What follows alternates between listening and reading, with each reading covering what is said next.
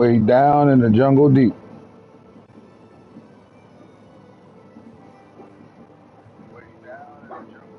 Shut the fuck up.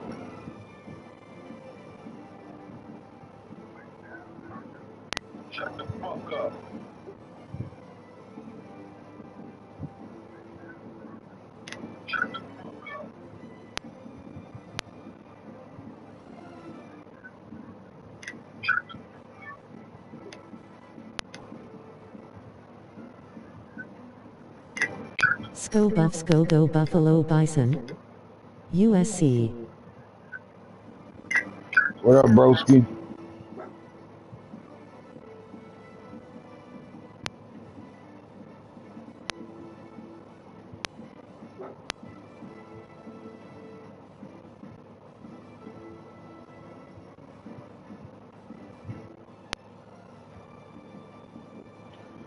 Let's check it out. Tune UCLA. in, man. You already know UCLA. What's up, big guy? My boy Roger McDowell. UCLA ski. Hey. Had a really good season this year, coach. Had a really good season this year, man. End of the season. Playoff bracket, CFP. We are now entering DNA gaming. My man Hits, your host for the day. By myself, we're gonna talk about a lot of off-season stuff right now. They gotta talk about what's been going on through the college football playoffs. We had some exciting games in round one. Still waiting on the big game, Alabama and Houston to play. I don't know where the fuck Ran ass done went to, or Hoodie. Where y'all at right now, man? But we start off with our my infamous 5-star flexies. But before we get there, we're looking at nationally the top recruiting high school teams right now, as we are in the latter days of 2026. Homecoming 2 still rocking, and also Homecoming 3 is on the horizon. Get your spot now. Those that want a certain team, they already are lined up right now and getting it done. I will go over some of that information as well to get ready for the Homecoming 3 league. We also are looking to do a 3-star league. My double R league, I'm gonna turn that into a 3-star league instead of just being a double R league where we just pick big time teams. And we're gonna go from there. With that being said, let's get to it, man. You can't have college football without recruiting, right? And at the end of the dish, you start getting guys that really don't care too much about recruiting right now. You know, some guys are checked out, it's starting to get nice outside, and guys don't have the fight in them to continue to be great, right? But then there's those that always want to be great, right? They're gonna go this to this trying to be great, and when it comes down to the come down, you start to pay attention to the recruiting classes, right? And we are now in 2036. So with that being said, let's talk about, 11 seasons in, right? So you start at 2025 and you start looking at, what guys have done to build their rosters, right? How your ADs work good with your boosters and guys that are former players and former students of your program that help you out with NIL, and how you connect all of it with your coaching and how you recruit the MAC, and what's been going on across the country right now. You take a look at your top, we'll go top 15 right now, nationally ranked, when it comes down to just the high school recruiting side of things right now overall. Point systems, you got Colorado with 32. They did sign the most high school guys right now. They literally are 3 away from locking down their entire class as another high school unit. They did this 2 seasons ago where it was strictly high school, nobody from the portal. And those guys are still on the roster right now. They actually are one of the big reasons why this Colorado team and Coach Primetime Deion Sanders has finally got over the hump to win a national title. Majority of that defense is back. They lost some key players on offense, but they bigged up right back at it again. So we're gonna look at Colorado sitting at 30 with 32 total commits right now. Early national signing day hit the day too, so now guys are actually locked in.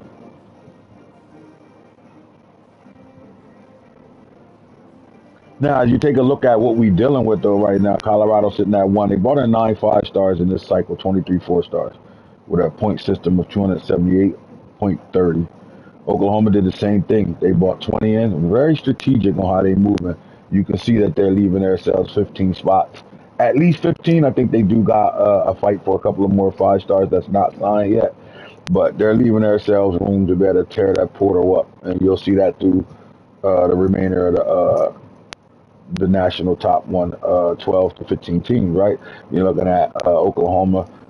They did a really good job once again with high school recruiting, right? And when you bring in guys, you want to bring in guys at top at their position, like blue chips, right? You go top 100 for blue chip players, right? Can you stay within that top 100? Or you can go ESPN 300, and that'll be your blue chip players in that cycle, right? So 100 to me, the top 100 players, the guys of the guys, and then the next 200 are blue chips as well, right? So one of the big pickups Oklahoma did. They've been doing a good job at a couple of positions, right? You could tell where they spend their hours at when it comes down to recruiting, right? And quarterback is one of them. They have definitely done a good job in bringing 5 star and top tier quarterbacks into the Oklahoma program, right? I think they set it off with Bo Bentley, right? He made Oklahoma a good spot for top tier quarterbacks, right? Like the season he had, and what he's doing in the NFL right now for the New Orleans Saints, built the pipeline for Oklahoma when it comes down to quarterback play. And it's funny because you can see the archetype of the quarterbacks everybody is taking on the USC way of attacking quarterbacks lately, right? USC has been on the pocket passing quarterbacks that's labeled a pocket passer but have dual threat capability, but they are really pocket passers. And USC set the blueprint there, and then you start to see the shift and the swift over. Right, not gonna lie, we went to one of their little camps and we spoke with their head coach. And he talked about the importance of pocket passing quarterbacks for that archetype and what made it important. And honestly, we came back home with it and gave it to Coach Box. And we started to attack those type of quarterbacks as well. And it changed what we went after offensive line wise and everything when it came down to going to get a pocket passer, and finally won a title with a pocket passer. So that tell you how good the archetype is of a pocket pass quarterback. But so did Oklahoma. They went and got themselves that archetype as well, and you'll see that throughout the entire class when it comes down to quarterbacks, right? But Matt Harris, right, 5 star plus, 6'6", 191-pound pocket passer out of Queen Creek, Arizona. They are a 3-tier pipeline when it comes down to Oklahoma, right? But they go inside that state and go get the #1 player in the state. He's #5 overall when it comes down to nationally ranked. And we'll get into the 5 star flex, but I just want to talk about the 5 star plus there, right? You look at some of their big time recruits. Oklahoma has always gotten in the over the since 2000. I would say since 2030. Let's say 34. I think. Now we're in 36 right now. Since 2032, Oklahoma has been grabbing top tackles. Matter of fact, the entire offensive line. They've been bringing in top recruits through that position, right? Through the offensive line position over the last 6 cycles, where they're getting the top player at that position or the top 5 player at that position. And it just comes down to seeing how that pipeline ended up being, right? They should have one of the better offensive lines in the country, and which they do. But you can't go wrong when you go to Florida and go get yourself a 6'7", 311-pound, agile right tackle out of Gainesville, Florida, right? How you take them out of Florida Gators' backyard is not easy to do at all.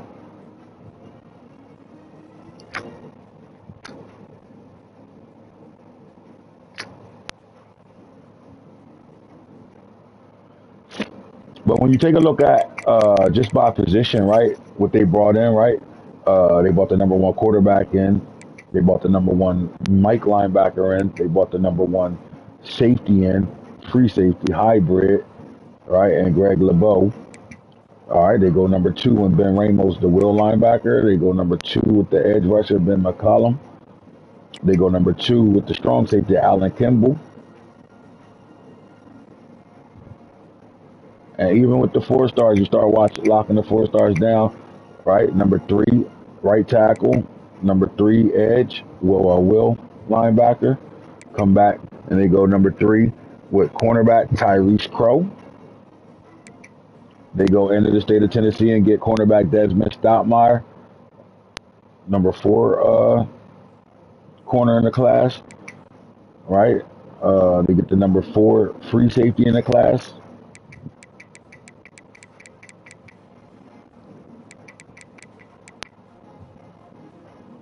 So outside of the top 10, they go 1, 2, 3, 4, 5, 6, 7, 8, 9, and nobody's outside of the top 30 at their position, right?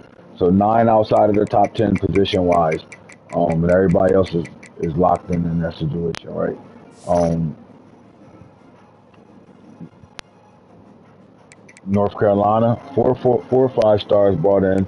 Auburn with 1, and then Alabama brought 4 in as well. Let's look at the 5 stars.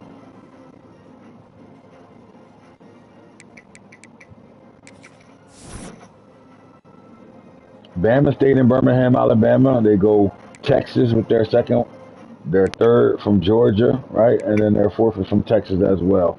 And you're looking at the 3rd ranked running back, James Leon. You're looking at the number 3 wide receiver in Bryce Herbig. That was a big battle between him and North Carolina.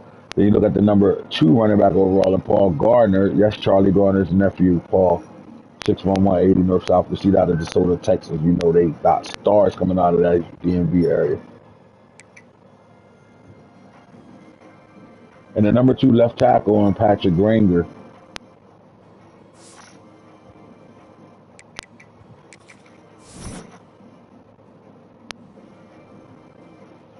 All right, so Barry Brace, left tackle. They got the number 1 left tackle in this class, 6'5", 314 pass protector. They got the number 1 wide receiver in Craig Kennedy, speedster, 97 speed kid, 5'10", 177, out of Mount Eula, North Carolina. They go to Michigan and West Bloomfield, Michigan, and get a gap specialist, 6'2", 295.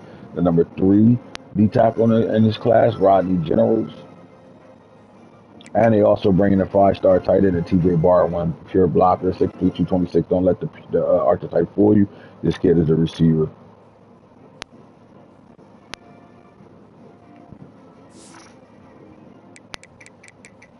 How about USC tearing the 14? They brought in 18 4-stars right now, right? But what you like about USC is while UCLA and USC still dominating the West, when it comes down to players, West Coast players, let's take a look at USC and how Coach Matt is tearing the West Coast pipeline apart right now.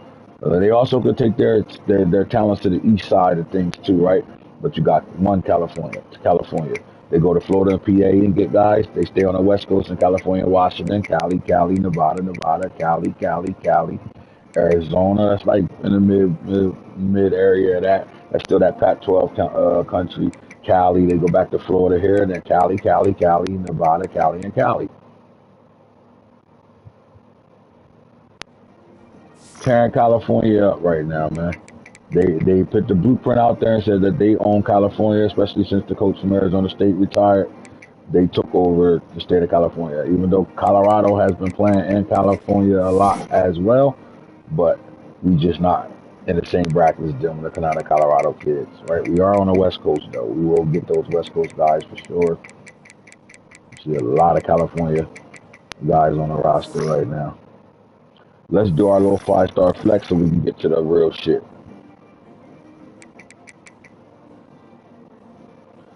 All right, when it come down to the top 32 5-stars of this year's class, where they at, where they going, or who fighting for them right now? The number 1 player in the country has not signed yet. He is on an NIL battle right now between North Carolina and Notre Dame. Moses Aikman, Troy Aikman's son, is married to Michael Irvin's son's daughter. And they got Moses Aikman, the 6'2", 226-pound thumper from Brooklyn, New York. Number 1 linebacker, outside linebacker in the country, number 1 in his position, number 1 in the state of New York, and number 1 overall position.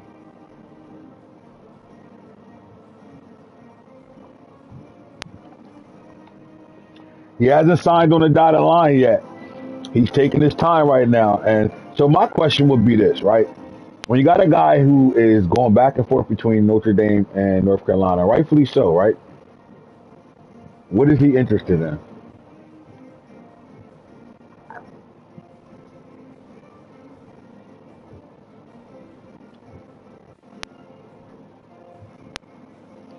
Well, our very own Tommy Plotz from DNA Game and Recruiter site had an interview with Moses Aikman and asked him those questions. What are you looking for when it comes down to what team you're going to select as the number one player in the country?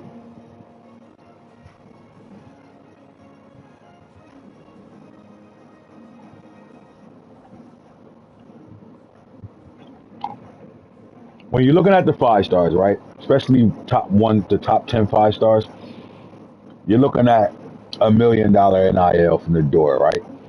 So you can't even have a conversation with these kids if you can't even land that market, right? If you ain't willing to pay $1 million, and that's the starting price for a guy, especially the number one player in this class, that's the starting price for him, right? And both Notre Dame and North Carolina, especially with Michael Jordan in the building, they can afford this player right away.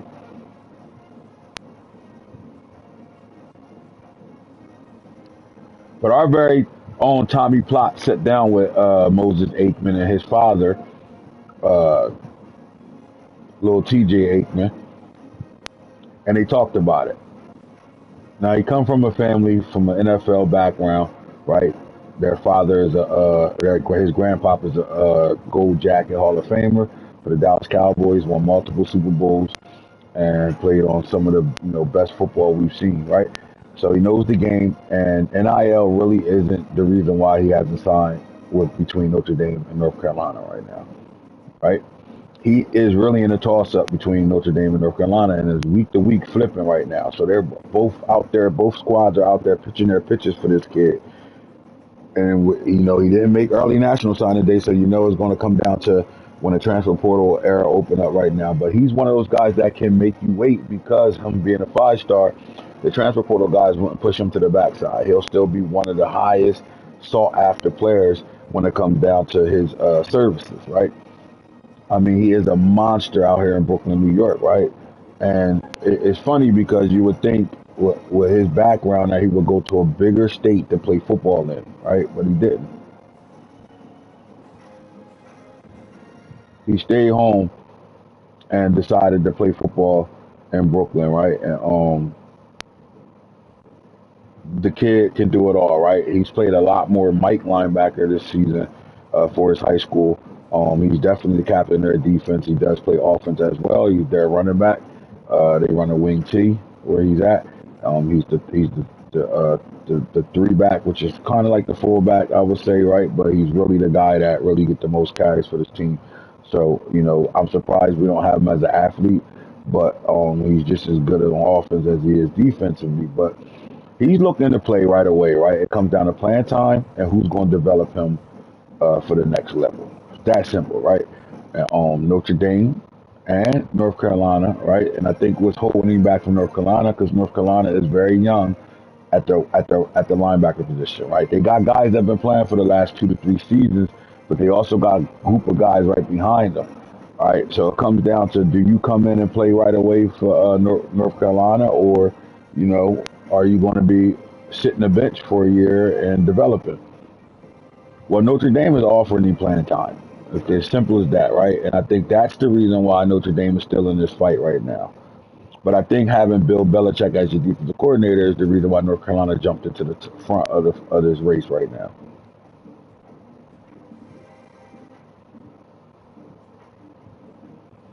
And then it comes down to conference play, right?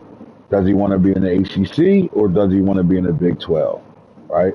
And he says both those conferences are intriguing, right? He likes both conferences.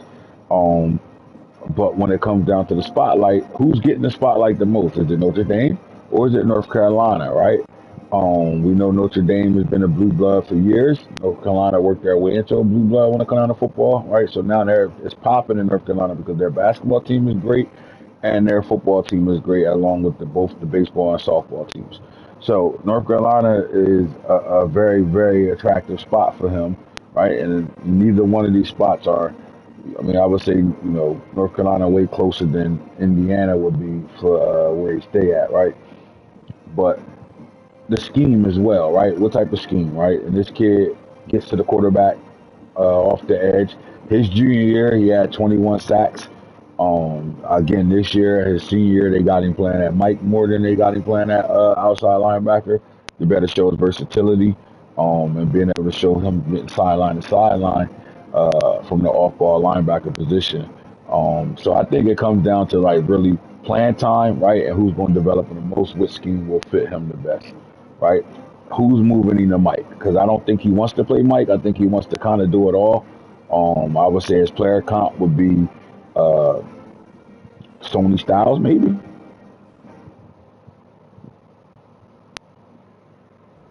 At the Nike camp, he did run a 4.42, like so the speed's there, but he wants to better do everything, right? They want to move him around. Who's going to scheme him around? We know Belichick will scheme him around, especially in that double A gap defense. North Carolina runs heavily man to man, and they will send that shit.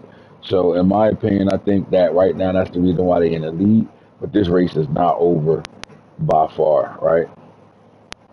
Moses Aikman. Toss up right now between North Carolina and Notre Dame. And usually when you got the number one player in the nation unsigned right now and still figuring it out, he's going to take you to the transfer portal era.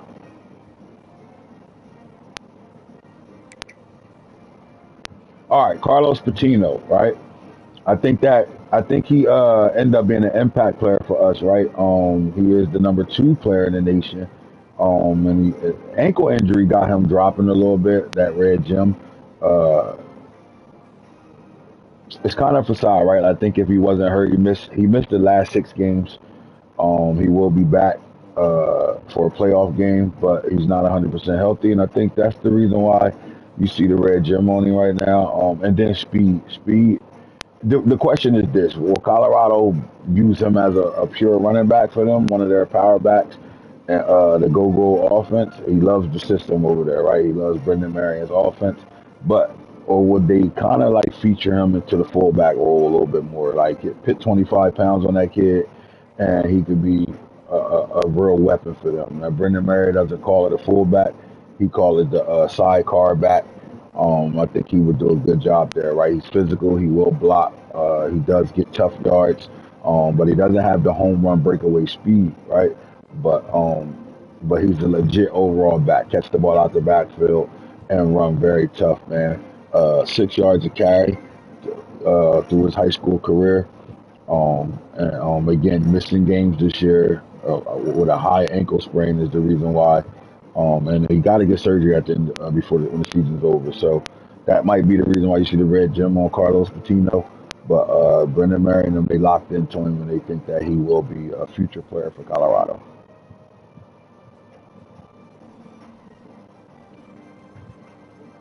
All right, how about the number 3 player in the nation, Barry Brace, left tackle, 6'5", 314, pass protector, right? Like, man, I think his player comp is Jordan Seaton.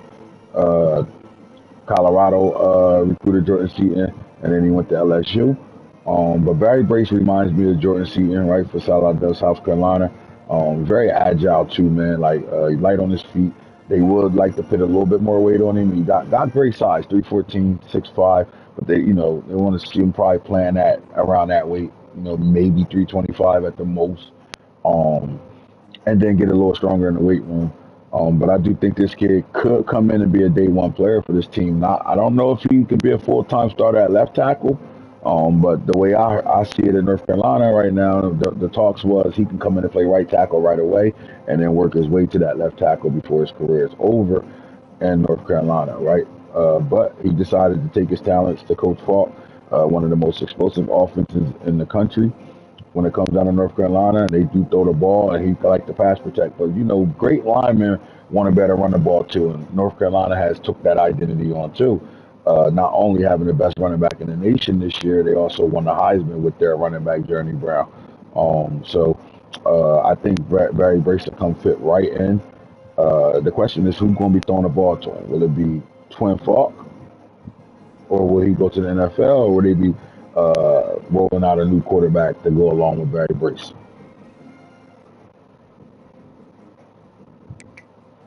Now, Alabama got the number 2 left tackle in the country in Patrick Granger, right from Birmingham, Alabama. Big country boy, well-rounded, 6'4", 297, right?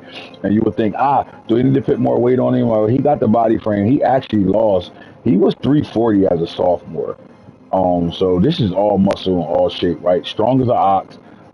He haven't given up a sack in his high school career, and he started since his freshman year.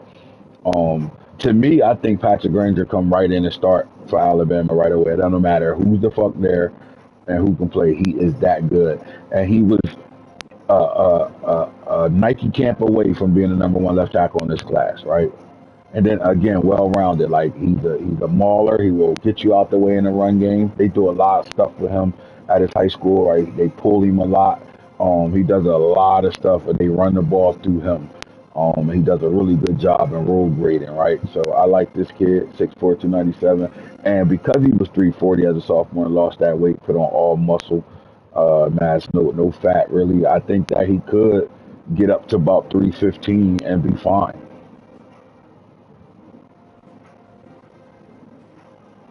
And me personally, I think Alabama might have got the steal of this class when it comes down to Patrick Granger, for real.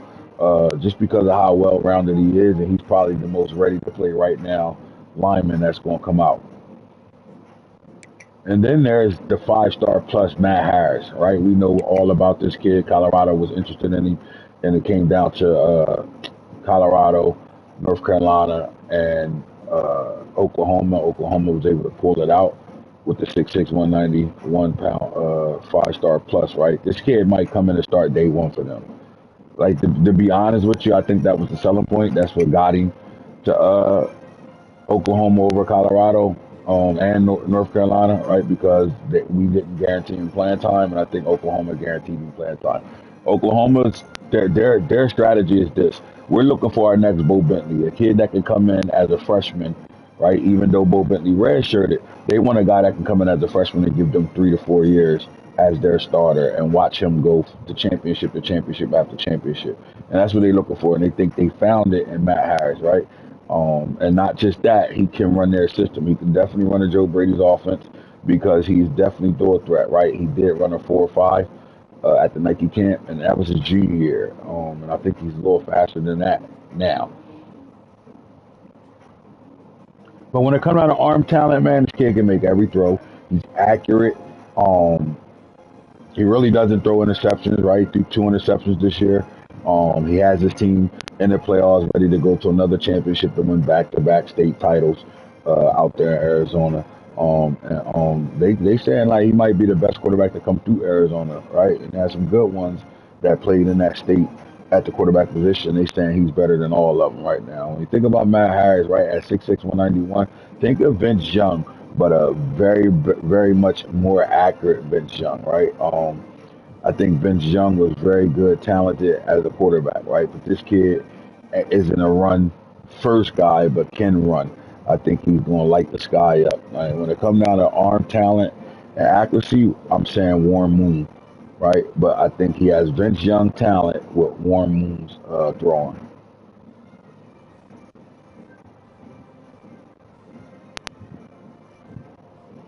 As we go to the number 6 player in the nation, Dontrell Corner, power rusher. He's the number 1 left edge in the country from Morelia, California, and it was a battle there. We signed him, right?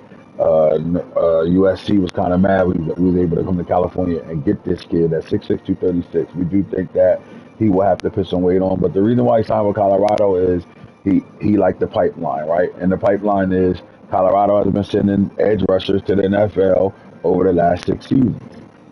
Not just sending them, first and second round type talent going there. So I think he just knows that, look, man, with the defensive line coach that's there right now and the pipeline that they building when they come out of the NFL, that's the reason why he took his talent straight to Colorado, right? Because he's in a room where they're very young up front at the edge room, right? Right. They do have one guy that's a veteran, and everybody else is young boys, right? Quincy Wiggins is the only kid that is draft eligible in this edge room.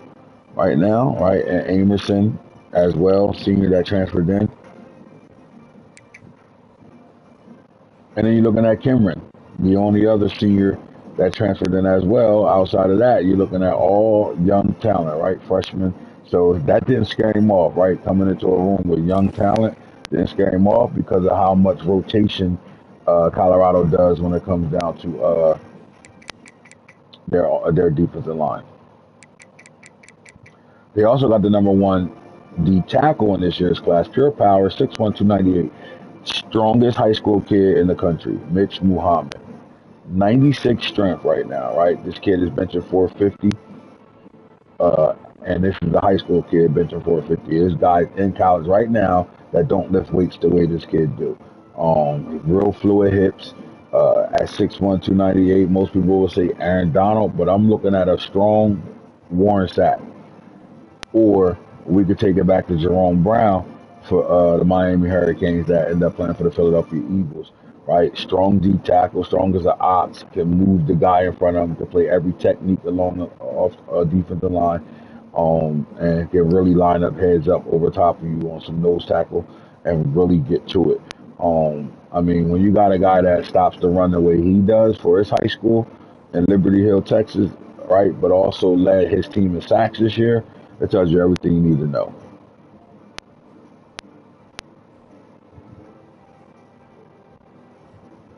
The number 8 player, Matt Baggs, coming to a very crowded quarterback room, right? What we do know is Colorado, somebody's not going to be there next year, right? Will it be Sweetwine, the redshirt sophomore? Will it be Isaac Wilson, the redshirt sophomore? Najee Israel is going to be draft eligible. Julian Lewis is there. Juju Lewis is ready to go, right? And then we also got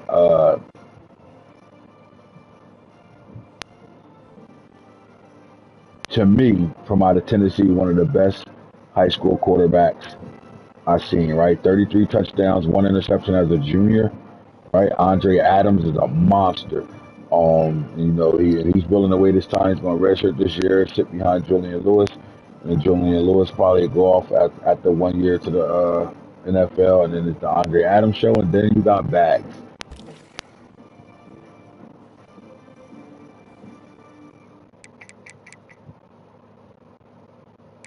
When you start looking at player comps, right? Matt Baggs, 6'6", 224. He's another guy that has really good speed, but he's 93 throw power. Like, we do think he can get his arms stronger. When I think of him, I think of a player comp. To be honest with you,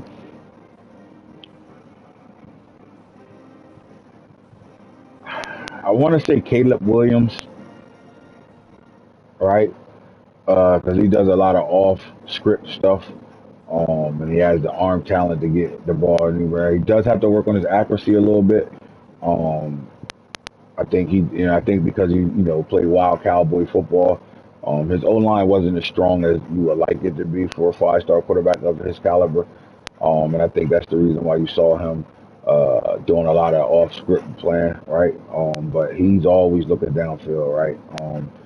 You can see times where you would think he could take off, get the first down with his legs. He waits to that last second for that receiver to come open deep and let that thing go. He does have a really good deep ball, no diddy. But yeah, I think Caleb Williams, right, like this kid after a redshirt season, you know, give him a year or two under Brendan Marion's system, and I think you got something there.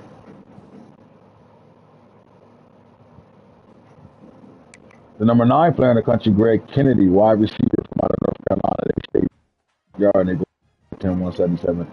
Look, Jalen Waddle, simple as that, right? Kennedy is Jalen Waddle 2.0. Shifty, really good route runner, could separate from anywhere on the field. You cannot cover him. Like, that size doesn't make him a slot receiver. He has way more snaps on the outside than he does at slot for his high school, although he plays a lot running back and wildcat quarterback for Mount Ula. Listen, they kept him home because they got to see him more than anybody else did. And they are loving the success they've been having with these type of receivers, right?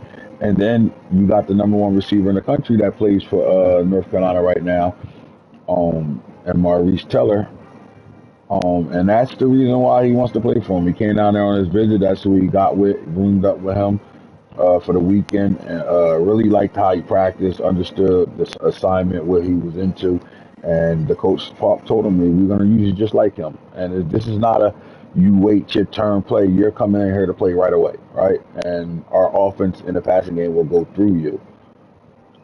So I think Greg Kennedy, with the speed, right? Anytime you run a 4.31 at the Nike camp as a junior, tells me everything I need to know about this kid, right? Like, you're not going to be able to line up in front of him and get sticky with it. Like, he is like that.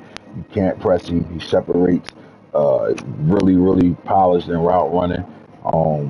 And then catch after the catch, right? When he touched the football, he can take things. He got 17 touchdowns this year from 5 yards of a catch radius, right? Caught the ball on 5 yard slants and hookups and comebacks or whatever, drags, whatever it was, and them things went to the crib, right? With as long as being 95 yards in the Thanksgiving game.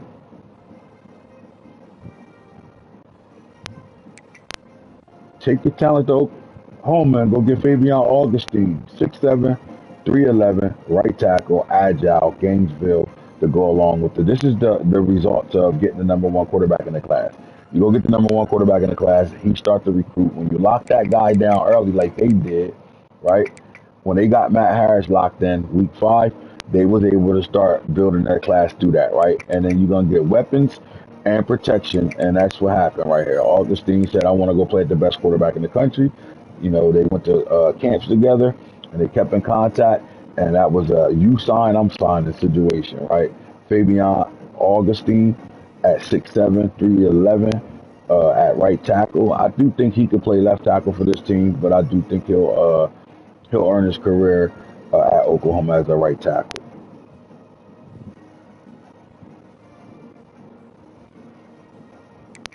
All right, then Oklahoma goes all over the map. They go to Virginia Beach, Virginia, right in Virginia Tech's backyard, and they take the number 1 Mike linebacker in the country, and Larry Iola, 6'2", 11. And most colleges stayed away from the 6-footer, thinking like the size was going to kill him. At 211 pounds, right? I don't think he plays day one, right? But his production throughout his high school career screams Dak Win. Now, if you understand football and you know college football, then you know who Dak Win is. And if you don't remember him in college, then you know he played for the Cowboys. Dak Win for Texas A&M was one of the best linebackers in his class that year, a couple of years at Texas A&M. Small like this, right? And the size didn't kill him when he got to the Dallas Cowboys. Also, Sam Mills, right? Rest in peace, Sam Mills. Another small linebacker, height-wise, right? But I do think Oklahoma and their weight program, the way they train and their trainers work their guys and their nutrition regiments they have, I think you'll see him at 6 foot 225, and hopefully he can get a little growth spurt. Maybe he can add 2 inches to that height. Who knows, right? Like, this kid is only 17 years old. He's not done growing. But I do think by the time he sees the field, he'll be at 225.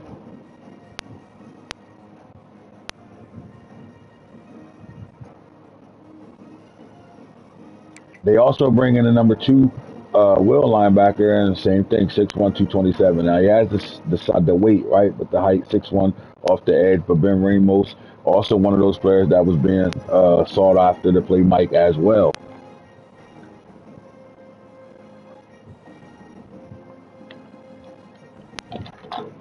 You're not looking at a guy that's coming off the edge and giving you 12 sacks a season, right?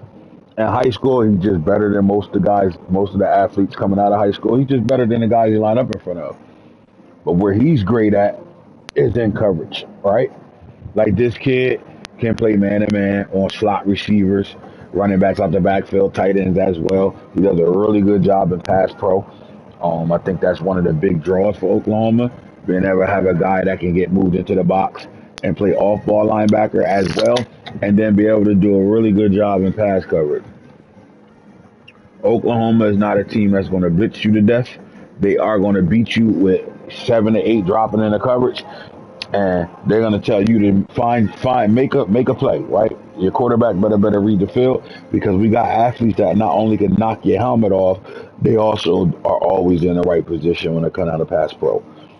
So I actually like this situation. And then they follow it up with the next. Their last 3 picks was Oklahoma defense. They also will get an edge rusher, the number 2 edge rusher in this class, and Ben McCullum. This screens Joey Bosa, Nick Bosa, right, 6'3", 230 out of New Berlin, New York. And that's exactly what his player count. He's like the Bosa brothers, right? Um, Very physical, explosive. He has a bunch of moves in his toolbox. He can beat you with speed to power, right? He can finesse you. He has a deadly swim move, right? We watched one game where he hit a guy with a double swim, and off the double swim, the guard tried to pick up the block, and he spun off of that guy so fast and got to the quarterback. And he not just did it once, he did it a few times where you just didn't see a guy put that type of move together, right? Like most kids coming out of high school, they got a favorite move. This kid doesn't quit with the move, right? Like it looked like he a offensive player playing tag with the lineman, right? Like you can't tag. Like he can run around you, run through you, over you, right? He can do it all. Um, And his grade. You got a couple recruiting sites got him as the number 1 edge rusher in this class. Um, but I think this is a sign of like, what do you do here, right? Like, I don't think Iola comes in and play right away. Ramos, I do think he'll see the field. But McCullum, I think he comes in day one and will be starting. If not starting, he'll be in the 2 deep for Oklahoma coming into 2037. I promise you, he's that good. And he does get after it right now, right? 48 career sacks in high school. He gets after it.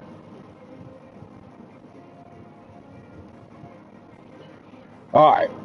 Obviously, you can't be a cornerback in this country and not think about Colorado when their head coach is the best corner to ever do it. Glenn Lindsey, right? Zone corner, right? He got 80 zone right now, but he's also great in man, 78 man. Solid speed, right? 93 speed, 93 excel from out of Bellflower, California. He played for St. Bosco's.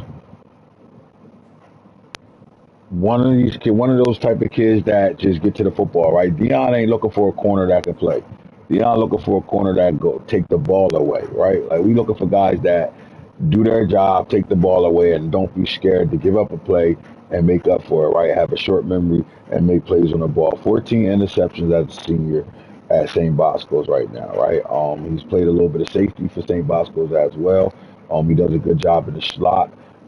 This is the type of kid, even though he's a zone archer type corner, when it comes down to having to lock up man to man, anytime they get inside the red zone defensively, these guys go man to man at St. Bosco's, and he takes on out the number 1 receiver all the time, right? The matchup in the 7-on-7 championship game between him and Kennedy, the receiver, the number 1 receiver in the nation, was very good, right? Like we had about 4 possessions of them two going at it, right? Where they was just going at it, and Glenn had 3 interceptions in that game, with one of them getting took back to the crib. So that shows you that he can play man to man, but the system they play in is a zone cover 3 uh, program. If they ain't in 3, they do a lot of cover 4 match, right? Or a lot of match concepts though. But when it comes down to taking away your number 1 receiver, they have no problem playing Glenn Lindsey on top of that assignment, right? And Coach Prime said he reminds him of his son, right? Pac-Man, Pac-Man Jones. Yep, that's exactly what he reminded me of, Pac-Man Jones. He has awareness in that zone coverage to play like Asante Samuels, right? Asante Samuel's film work was tremendous, and the way he got after it, or the way he understood what the offense was trying to do to him, always kept him a step of the game right now, right? And Prime said when he get him on campus, the first thing he's going to do is have him work with Pac-Man Jones um, to refine some of that man-to-man coverage up as well. The number 15 5-star in the nation is Antoine Moe, 6'3", 304 speed rusher out of Leavensburg, Ohio. Colorado loaded up on the D tackles this off season. You look at what they got in house right now, right? They do got a couple upperclassmen, right? Their top three, Tomo Pepe. You're looking at Tyler Moore and Josiah Manuel are all upperclassmen and can be draft eligible. But Joseph Pecco is back. Ezra Christensen is back. And Kenny Fairley is going to be a good one, true freshman, right? You're looking at Shields probably won't make the team, but look what they brought in. The strongest D tackle in the country, and Muhammad. You're looking at Antoine Moe, and they also brought in Vincent, who we'll talk about in a couple of minutes as well when it comes down to what they're doing up front. Look, man, to win football games, you got to better do it on the front defensive line and on the offensive line. And Colorado understands that, and that's why this is the emphasis for them when they go attack the top D tackles and edge rushers in the country year in, year out.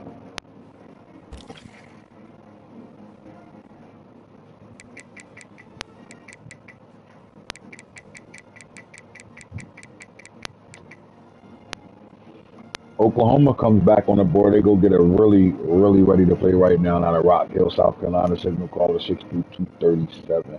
And their player type, but they're doing it again, right? Like this guy reminds me of Willis McGinnis, right? Not the same height as him. Willis McGinnis is about 6'6", but the way he played the game, like he's going to be a guy that really can get after.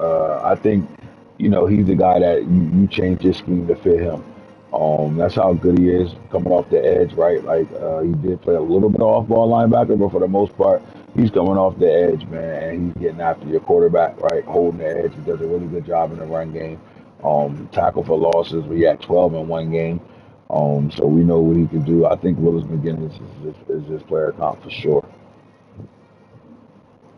And in my opinion, I think Cole Wiley comes in and play day one. I'm not calling him a starter, but I do think he plays a significant number of snaps as a true freshman.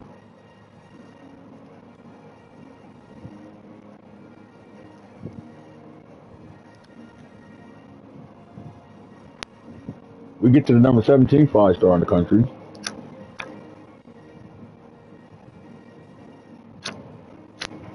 And it's a receiver. And that receiver decided he's going to Texas A&M, Malcolm Pontenbrand. Pontenbrand, we call him 6'4", 205 contested specialist out of Garland, Texas. This was an NIL battle. This kid was looking for money and got it. All right, but Jaden Huber, Louisville, Oklahoma, are in the top fight right now for this kid's service, and this can go down to the bump right now. Bump and run guy, 6 foot, 181. He is one of those guys that play in the slot his entire high school career. He's played more slot corner, more nickel corner than he has been on the outside. But if they need him to play outside, he can do exactly that. Out of Delta, Michigan. I think Louisville should lock this in, but you never better sleep on Oklahoma. They do a good job in bringing in cornerbacks.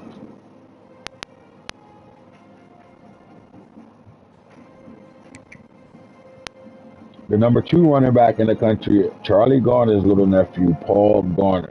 To be honest with you, I think, I honestly think he's the number 1, right? Like, because here's what happened. Carlos Patino, he dropped in rankings right now, even though he's the number 2 player in the nation and the number 1 running back in the country. He is not what Paul Garner is, right? Paul Garner, as a 3-year starter, right? Didn't start his freshman year, but sophomore, junior, senior year has been a starter out there in DeSoto, Texas, and he's playing in the top tier of football and comes down to Texas football, right? Playing all the top tier schools. This kid can do Jeremiah Love, just call him that, right? Like can play receiver if they need him to play it, right? Now we ain't just talking about a guy sitting in the slot. Like this kid can literally be your number 1 receiver outside. If they wanted him to play receiver, he will come into college football as a true freshman and will start at the wide receiver position for Alabama year 1 if they needed him to.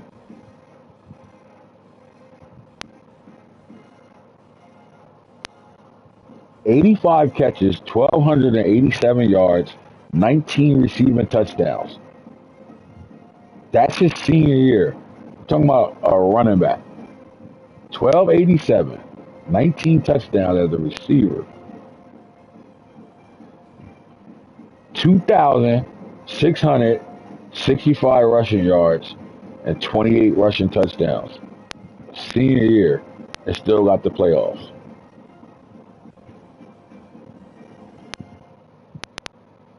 I'm talking about production, right? Like, again, when Alabama get their hands on this kid, this might be one of the best players that they ever brought in.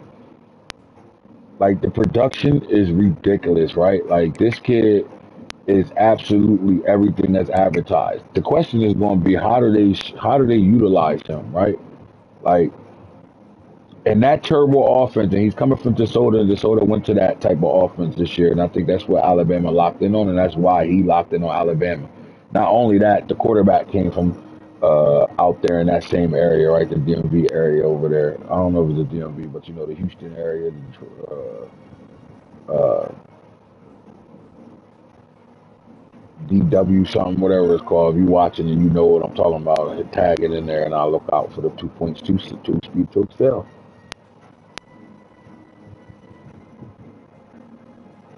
But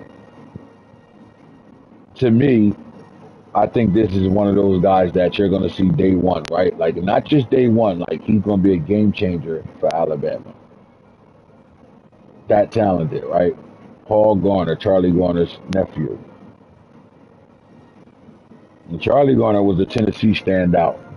And his son actually plays for Tennessee right now, but the nephew is the guy.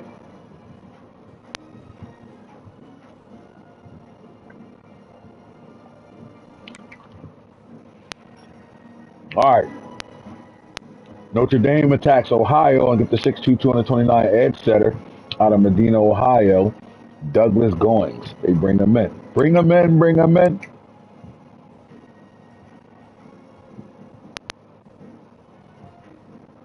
A player comped him to Terrell Suggs.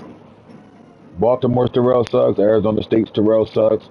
I like the comp. I do think that he's definitely that, but like he's more of a guy that just gonna do the right things all the time, right?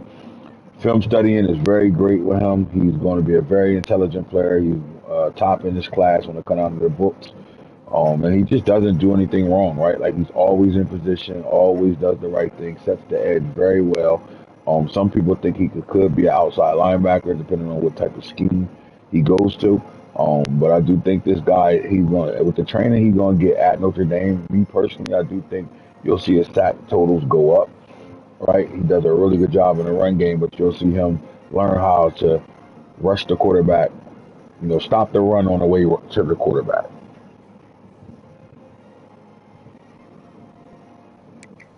All right, at number 3, Bryce Herbig, 6'3", 208-pound physical route runner out of Warren Robins, Georgia.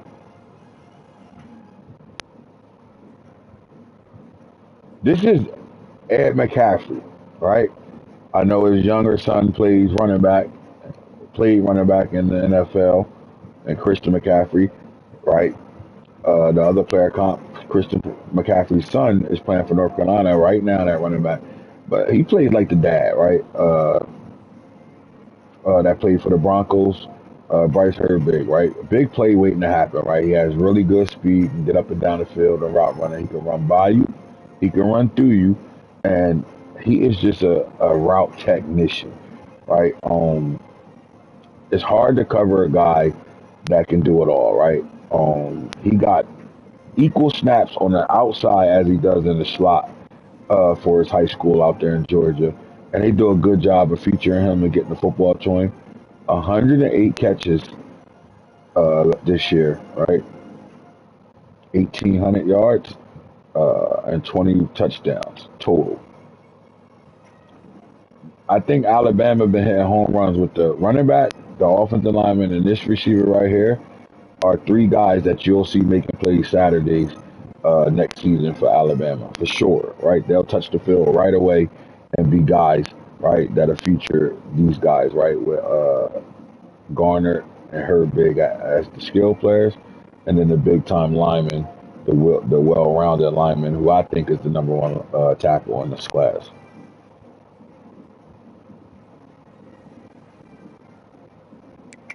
At number 22, Rodney Generals, gap specialist, 6'2", 295.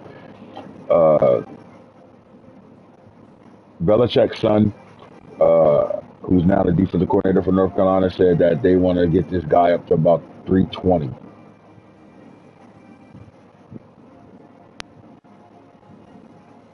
They can get him physically up to 320 and let him be the gap specialist and just play right over top of the nose and just play that technique.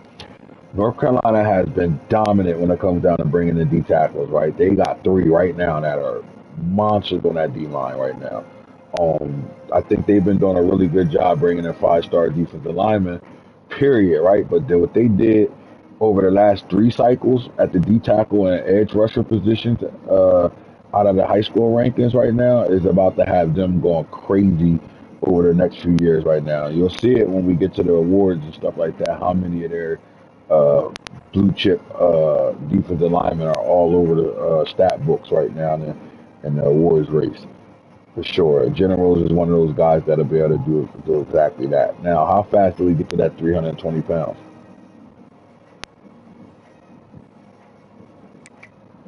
Greg LeBeau.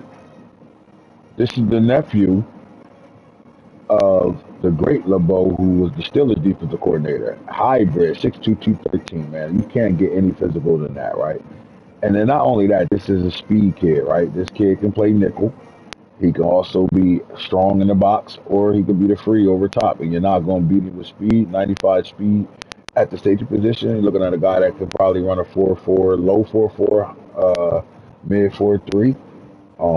He didn't time himself in the Nike camp though, but his range is different right now, man. 20 interceptions in his career. From Canton, Mississippi. One of those guys that'll see the field, right? He's gonna take the place of the kid Katz at safety right now for Oklahoma. I think he'll come in and plug and play right in that position.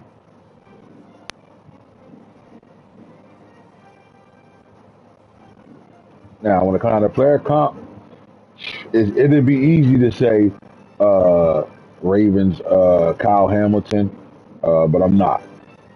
I'm gonna take it back a little farther, and I'm gonna call Merton Hanks, right? A bigger Merton Hanks for the 49ers, long neck Merton Hanks, rangy safety that can play sideline to sideline. You put some good cover corners in front of him, he'll erase the field deep for sure.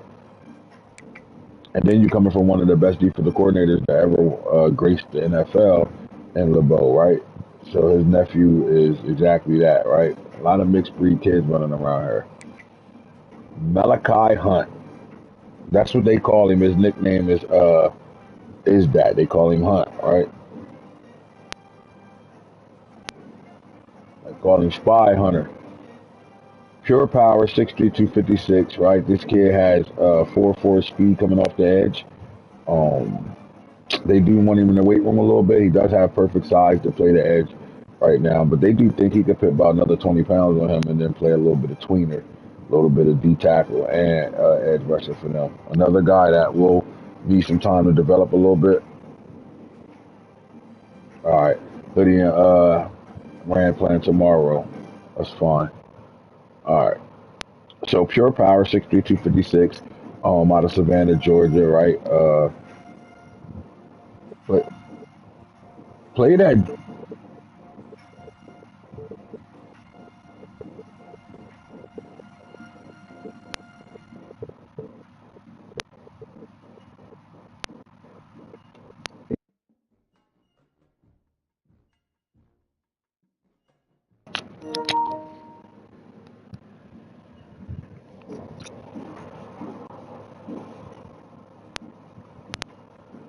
And he played on the same high school team as Juju Lewis.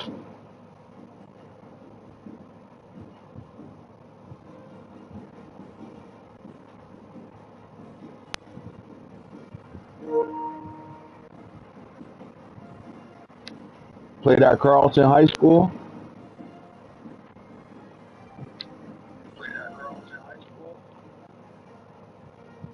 He leads the state of Georgia in sacks.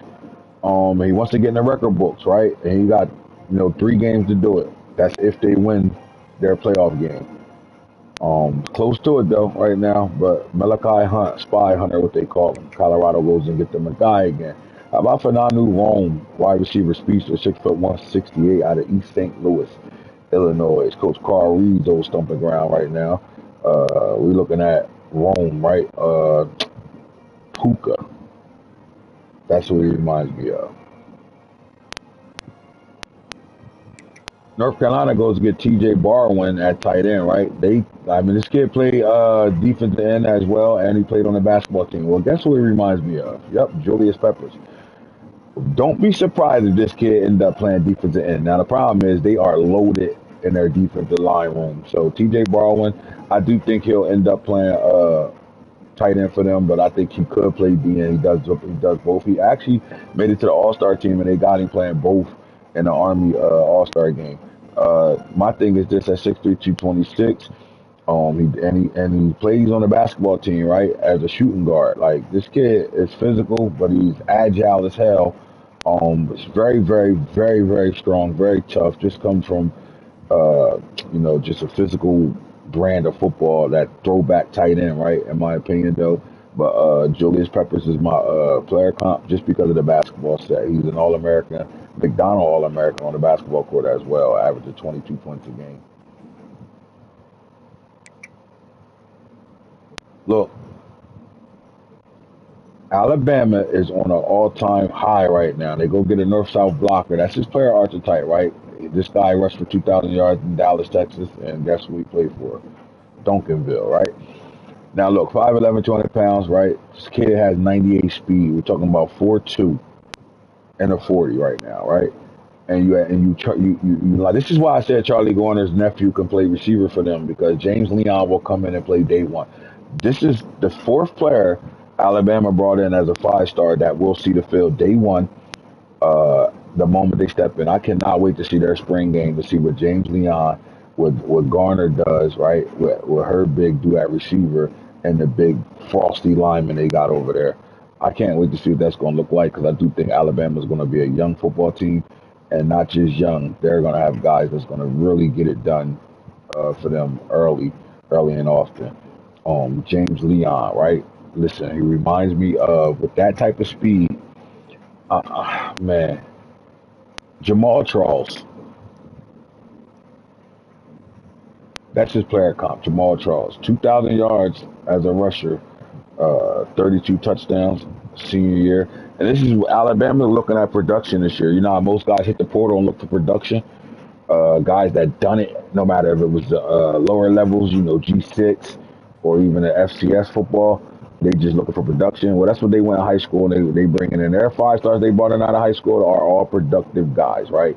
Stat numbers that really, like, who y'all played? Did y'all play midget league football teams or something? Because you ain't supposed to have stats like that, right? But James Leon gonna play day one, right? They're gonna have a 1-2 punch in their backfield that can get it done in that turbo offense. And you're gonna need multiple backs in that system. And they found the right fit to come along to play with them. I wonder what they got the quarterback room. Did they go get themselves a quarterback this class, this cycle as well? But I don't think it really matters, because they do got the other kid from Duncan. That's why he came there, right? James Leon decided he wanted to play with Russell, the 5-star quarterback that's at Alabama right now, waiting for his time to shine. Elton Vincent, 6'4", 301-pound power rusher out of Tulsa, Oklahoma. We went right in the Max backyard and stole him. He signed with Colorado because of playing style, right? And again, these kids, their main goal is to get to the NFL, right? And when you see a pipeline of guys going to the NFL through these position groups, and they're going to join those football programs, right? And at Colorado, they've been there, done that, right? The one thing about Colorado, when it comes down to their defensive line, when it comes down to getting after the quarterback and the system that they run defensively, they get after the quarterback.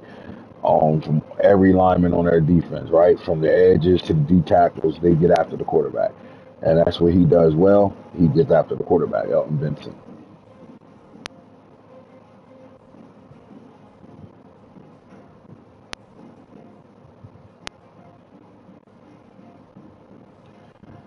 So you would want to say TJ Watt, right? Or his brother, one of the Watt brothers. That's how I see it.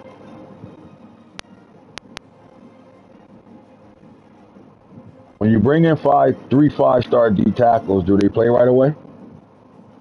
Colorado don't sit their freshmen.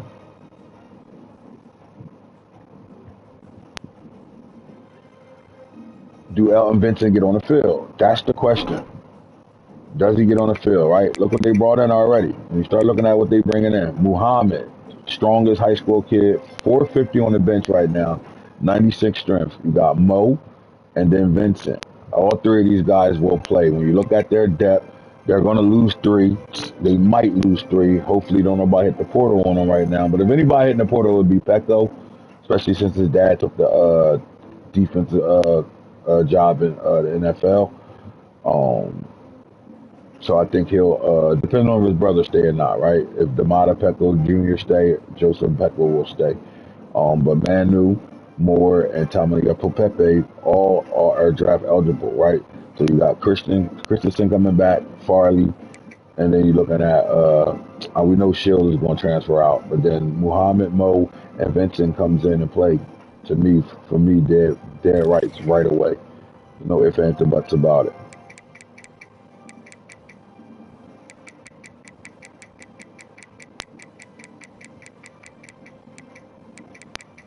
All right, the number 2 running back, backfield threat, 5'10", 209. And see, the problem with these running backs is don't let the red gems fool you. This kid's a star, right? And 93 speed, backfield threat, right? He will have takeoff for sure. We're looking at a guy that run a 4.4, 4.48 right now. By the time he see the field, we're gonna get him speed condition. You know, we got one of the best speed condition trainers in college football. Yes, just think of the you back in the day when Miami was Miami, right? With Ed Reed and all those guys out there and all those running backs that came through the building and all that. Yep, our trainer is that guy. But then when you look at Antoine Sinnett, man, the problem with him is look, man, most sites, recruiting sites, think that these guys shouldn't go to Colorado for what? But when Colorado goes and gets the top running backs out of every class every year, right? And when you playing in Brendan Marion's offense, we know you getting the football, right? The problem is they are deep as fuck at running back. And the question is, Anthony Israel is a true sophomore. He's not going nowhere unless he decides he wants to go to the transfer portal. For what? When he was arguably the best running back in the country this year. Colin Bobo, redshirt freshman, he can't go anywhere unless he hits the portal. Trackhawk, the Kalon Teller, he's a redshirt freshman. He doesn't go anywhere unless he wants to hit the portal. Then you're looking at the 5 stars they brought in this year, right? And Miles and Fennell, both of them big time recruits. And then you still got Bryce Hicks in the building along with Cam Newton. So my thing is this: somebody's going to leave, right? All these guys aren't going to stick around. Somebody's going to hit the transfer portal. And we got to be ready for guys to come in and play, right? We know who we don't want to lose, but we know we can afford to lose them when you bring in a 5-star after 5-star after 5-star, right? Because Stubbs and Landry are dogs. When you see them, they all stars when it comes out of their abilities. Not only person that's not is the number 1 running back in the nation. That's Patino. He's an impact contact seeker, but he got a little bit of, we're going to call him the sidecar back ending, right? Fullback / running back. But Sanat, Stubbs, Landry are all speed guys that can get it done.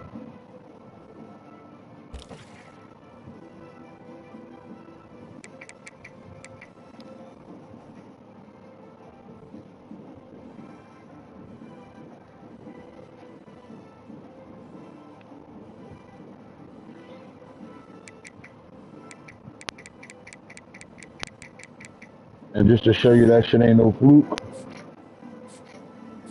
when we tell you these boys running around with star traits, star, star, star.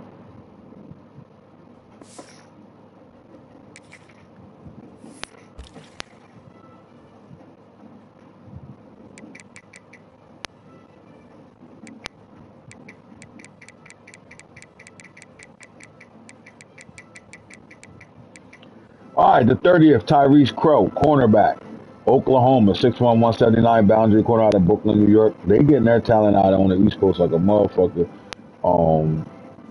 He got the size, right? He'll put on a couple more pounds as well. The number 3 corner in the country, Tyrese Crow. Does he play though? Day one, I'm not sure. But Stoudemire as well. Could also play at 6'2", 190. So they go get their boundary and field corner in this class as well. And then you line it up with Fanal Hall, who goes to Auburn, Sam linebacker, Yazoo City, Mississippi, 61214. And that's your 5-star flex.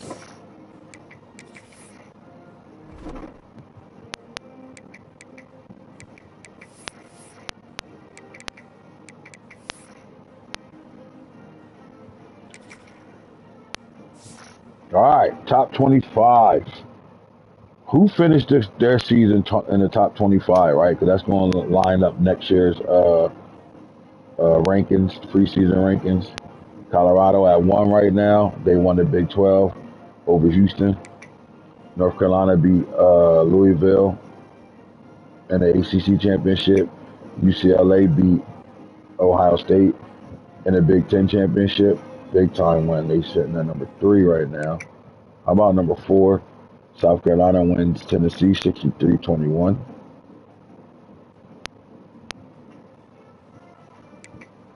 Ohio State at 5. Louisville at 6. They go from 1 to 5 and 2 to 6. Alabama goes from 8 to 7. They got Houston in a big time matchup tomorrow. Texas plays Florida State. We'll talk about that in a second. Florida State right behind them at 9. Houston at number 10. They went from 7 to 10, dropped 3 spots.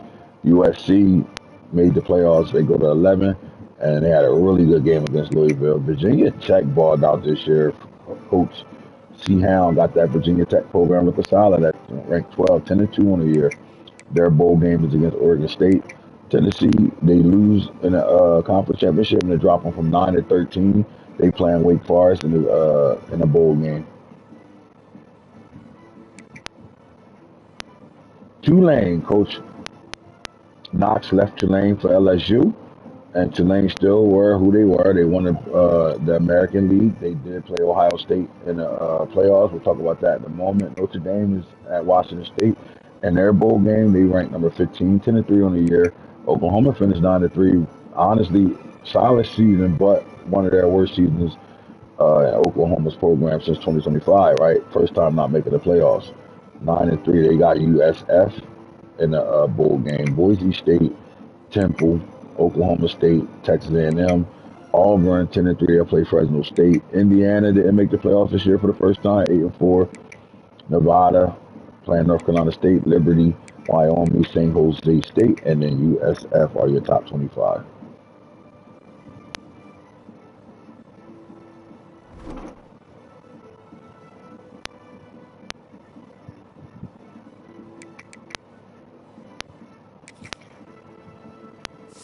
All right, when it comes to the conference champions, right? ACC, North Carolina wins the ACC this year.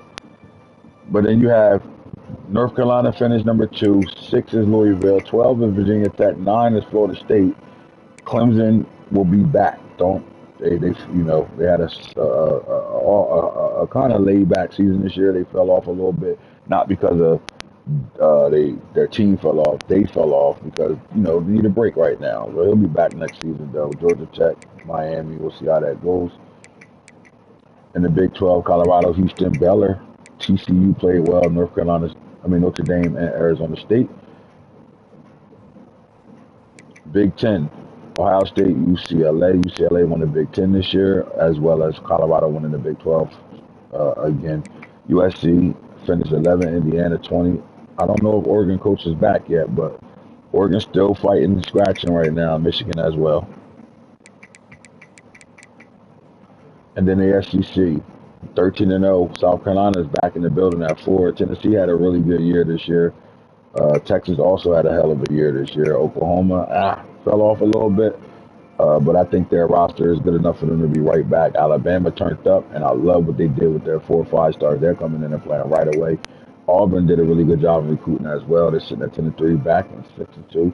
They haven't finished the year ranked in a while, so that's good for them. And then Florida at 8-4, 6-2 conference play. LSU 7-5, first year with Coach Knox as the LSU coach. Georgia fell off. They got their ass whooped all year long. He got his ass whooped so bad he started just playing in the money league somewhere. Like, fuck it.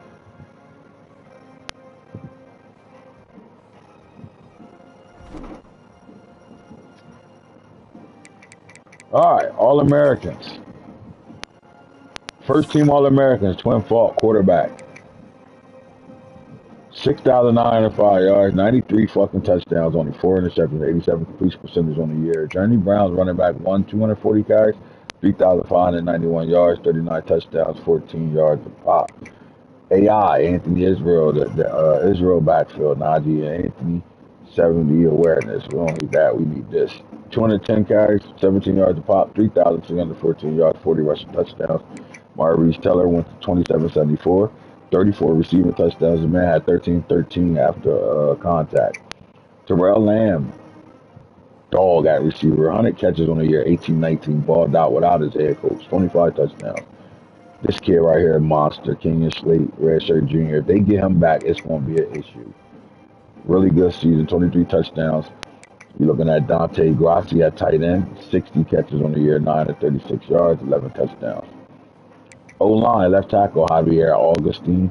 He got a younger brother that will be playing for Oklahoma this year.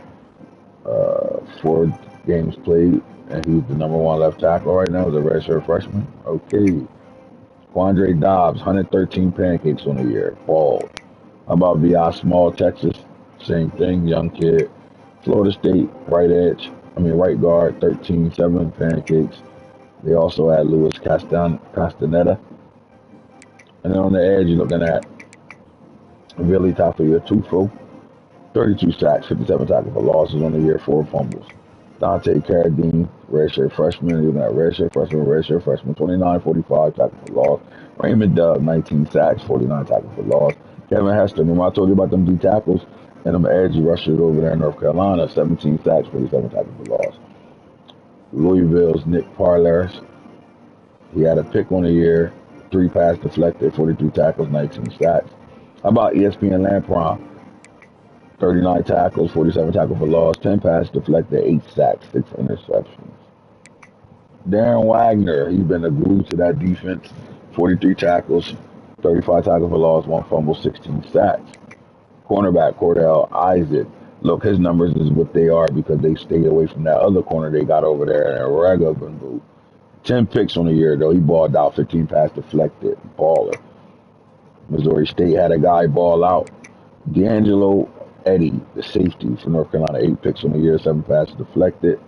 How about Brady Caliban? This was the Thorpe Award winner, 10 picks, 8 passes deflected. Second team, you're looking at LaMichael Vick. Look, man, 1,575 yards rushing, and he threw for 4,317 yards. He balled out this year.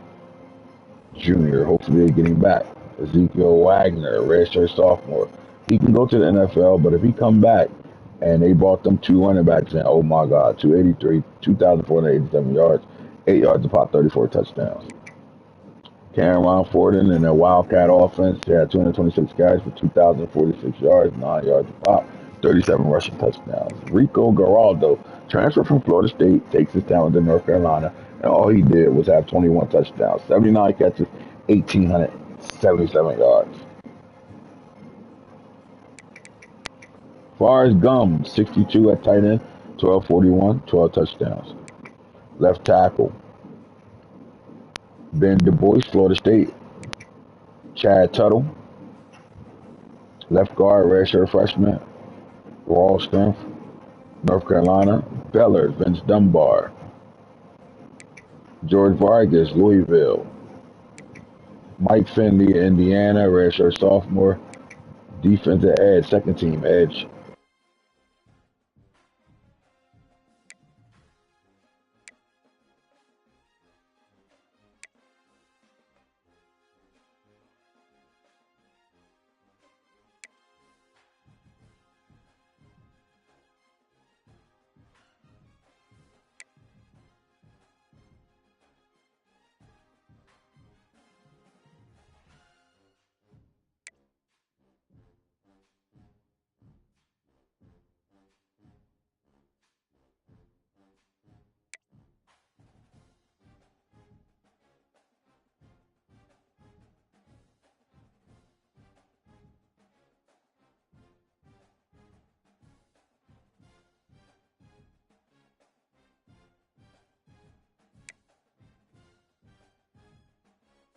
I think your mic dropped. Don't hear you.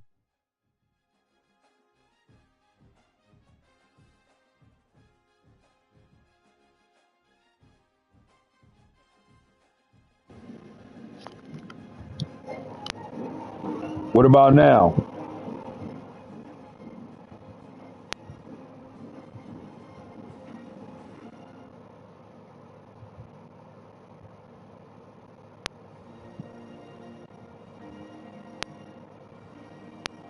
You good.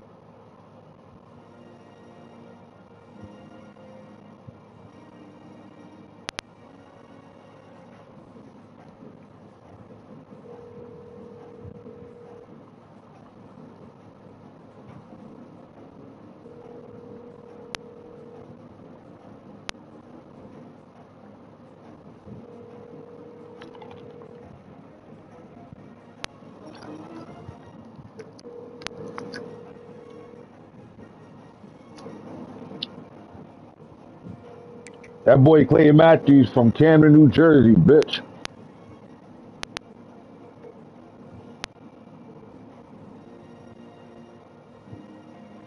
Hey Matt, my mic hot now?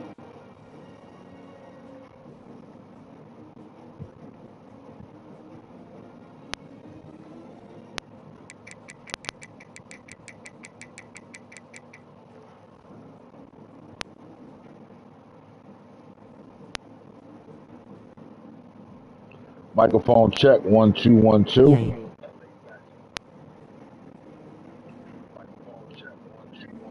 We good.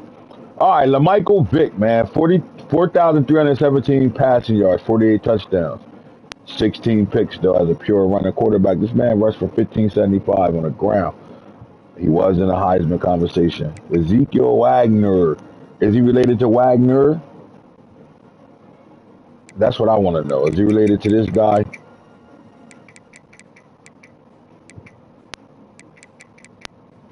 Nope, not spelled the same. Again, if Ezekiel Wagner come back next year, the running backs that they just brought in through high school, the 2 5 stars they brought in, and Gardner and Leon, man, that backfield going to be crazy. And the things you could do with Gardner is going to be different. I like it. Cameron Forden, the Wildcat backfield contact seeker, he's the up back, 6'2", 236. He went for 2,000 yards as well, 9 yards a pop. Rico Geraldo transferred from Florida State, takes his talent to North Carolina, and all he does is become the number 2 receiver over there from being the number 1 receiver in Florida State. But look what's going to happen, right? Florida State is a nasty program. They are in the playoffs right now, and I do think they did win their round 1 playoff matchup. And they still reloaded, but Geraldo decided to go to North Carolina because of the quarterback and the system that he was going to be in. Now he took the back seat to Maurice Teller, but I mean he's a true sophomore. He'll be back next year at 6'4", 176. And yeah, 1877. We know he'll go over 1,000 yards. 2,000 yards next year, along with the young rookie coming in, Kennedy. Man, they got something special over there. That's all I'm gonna say. Notre Dame, Forrest Gump at tight end. He had 1241, 12 touchdowns. Florida State, Ben Du Bois, left tackle. Second team, Chad Tuttle. Second team, Vince Dunbar for Baylor. You got George Vargas, second team right guard. Mike Finley for Indiana. And then when you get to the defensive side of things, you're looking at Patrick Falk, edge rusher, 20 sacks, 51 tackles for loss. He might be one of the number 1 DN off the board this year. And more Quincy Wiggins, 20 sacks, 48 tackles for loss. Tyler Moore, 12 sacks, 29 tackles for loss, 4 fumbles. How about DeAndre Tam? Might be the number 1 D tackle off the board, 11 sacks, 27 tackles for loss, 1 fumble. Brett Samaya, that linebacker room is really good for North Carolina. That's why I told you that linebacker might not come in and play day 1, but 15 tackles, 22 tackles for loss, 11 sacks, 1 fumble. Randall Blunt, senior, Lurkers, 5 picks, 9 deflected, 48 tackles, 1 sack, and 13 starts. Clayton Matthews. Man, I don't give a fuck about your girl, son.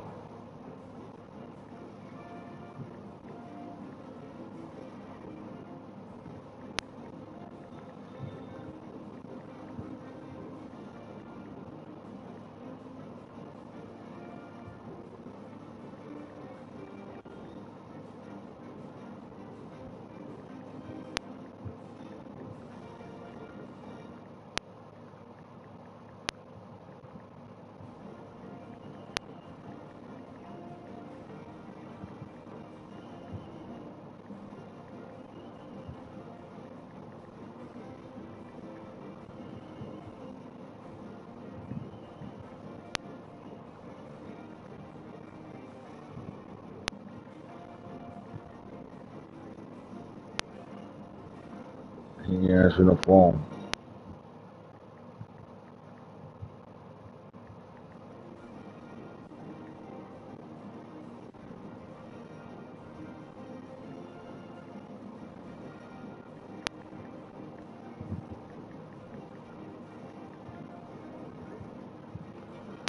All right, Clayton Matthews, 43 tackles, 40 tackles for loss, 2 fumbles, 35 assisted tackles, 21 sacks from Camden, New Jersey, my home state. Jabu Ragangabu, right. This kid, 10 interceptions. This might be the best corner in the country. Even though I'm saying that when Alabama cornerback is a dog, and I think he actually won Thorpe Award. But Rugamabu, that's what Falk called him. I mean, for 2 years straight since he transferred in from Ohio State to North Carolina, he's just been the best corner in the country, in my opinion. Now, I had more eyes on with him than I got to see Alabama's corner, who arguably might be the best corner in this cycle as well. No, it's not the corner. It's Brett. All right, yeah, so I'm right. So North Carolina's corner is the best corner in the class right now, man. And even though the number 2 corner there has made it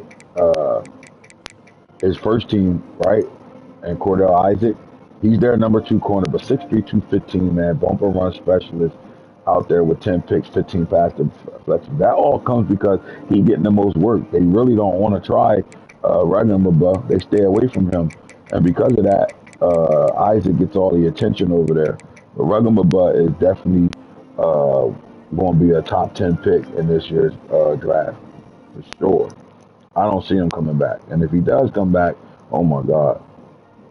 Now, Jawari Johns, senior, at 6'2", boundary corner, right? 5 picks on the year, 8 pass deflected, 2 sacks, 34 tackles, right? He will stick his head in the run game for sure. Physical corner for Alabama. Dan Maddox, box specialist, 4 picks, 9 deflected, 2 sacks, 51 total tackles. Now, true sophomore, elite sophomore, gonna get it fucked up. This man's still sitting on 61 points too. He's gonna come back with like 190. Watch. 11 picks on the year. Led the nation in interceptions this year. 7 pass deflected, 1 sack. Jaden Hardy transferred in from Oklahoma. His dad played with Deion Sanders in the NFL. And, you know, that connection is everything. That's why he's from Arlington, Texas. And you already know what that means. He'll be back, in my opinion. He should come back next year. Now, if he doesn't, it is what it is. But he is a redshirt sophomore. He can be draft eligible this year. What would be the reason of coming back? If they win it again, the funny thing is, if Colorado winning back-to-back national titles, Jaden Harden is not going to leave. He's going to stay and come back and play his junior year, guaranteed. How many freshmen All-Americans running around? How about when you're thinking about transfer portal, look at the guys that are not user teams, right? Sion, easy. This is a 93 overall true freshman from Honolulu, Hawaii. They said his player comp is Tua, the Alabama Tua. I don't know if he's going to stay at Washington State, right? Not with numbers like that. 3,554 yards as a freshman, 68 completion percentage. He also got 501 yards on the ground, 4 interceptions to 32 picks. I mean, shit. Where'd he come from?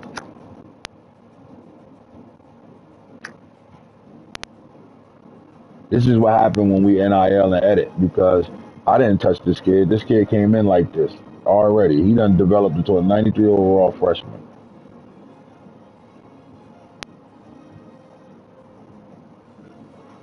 For you guys that attack the portal, pay attention, because that's a portal guy, in my opinion. There's nobody that's not going to better. Any of us blue bloods going to better offer him whatever they want. Now imagine if you losing a quarterback this year.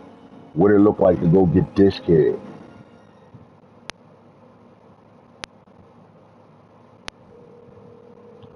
Go get him. Then you got Mike Jones from SMU, running back, elusive bruiser, 5'10", 222 out of St. Peters, Missouri. This is another back you bring in if he stays, if he hits the portal. Brandon Rochelle, redshirt freshman. Alabama's Eric Waddy, wide receiver. He had 1369, 17 touchdowns. He balled out. Ohio State's Brenton Coombs. Dog, as a freshman. Oh my God. Martin Drogue, Syracuse, redshirt freshman. He had 1,000 yards. Indiana's Kiki Oholate. Augustine, Tuttle, Demetrius Hunter. He'll be the man next year. And he played 2 games. Ricky Stammer, 13 games started, 10 pancakes. How about right tackle Trey Selsa?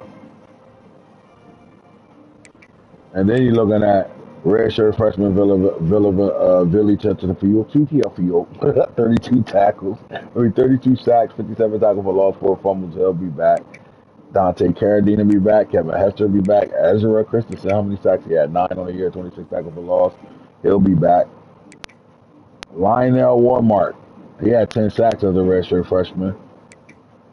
South Carolina's redshirt Mike, 49 tackles, 11 tackles for loss, 1 fumble, 4 sacks on the year. Xavier Griffin. You don't know about Mr. Xavier Griffin, a 5-star for Alabama, 33 tackles, 20 tackles for loss, 1 fumble, 8 sacks. Ohio State, Jesus Bandy, 7 picks on the year, 2 pass deflected, 62 tackles, 1 sack. Auburn's Miles Cookie. He had 3 picks as a freshman. Darren Hickson at safety, 1 INT, 6 pass deflected, 50 tackles. And then you're looking at strong safety Charles Wilder. There you go.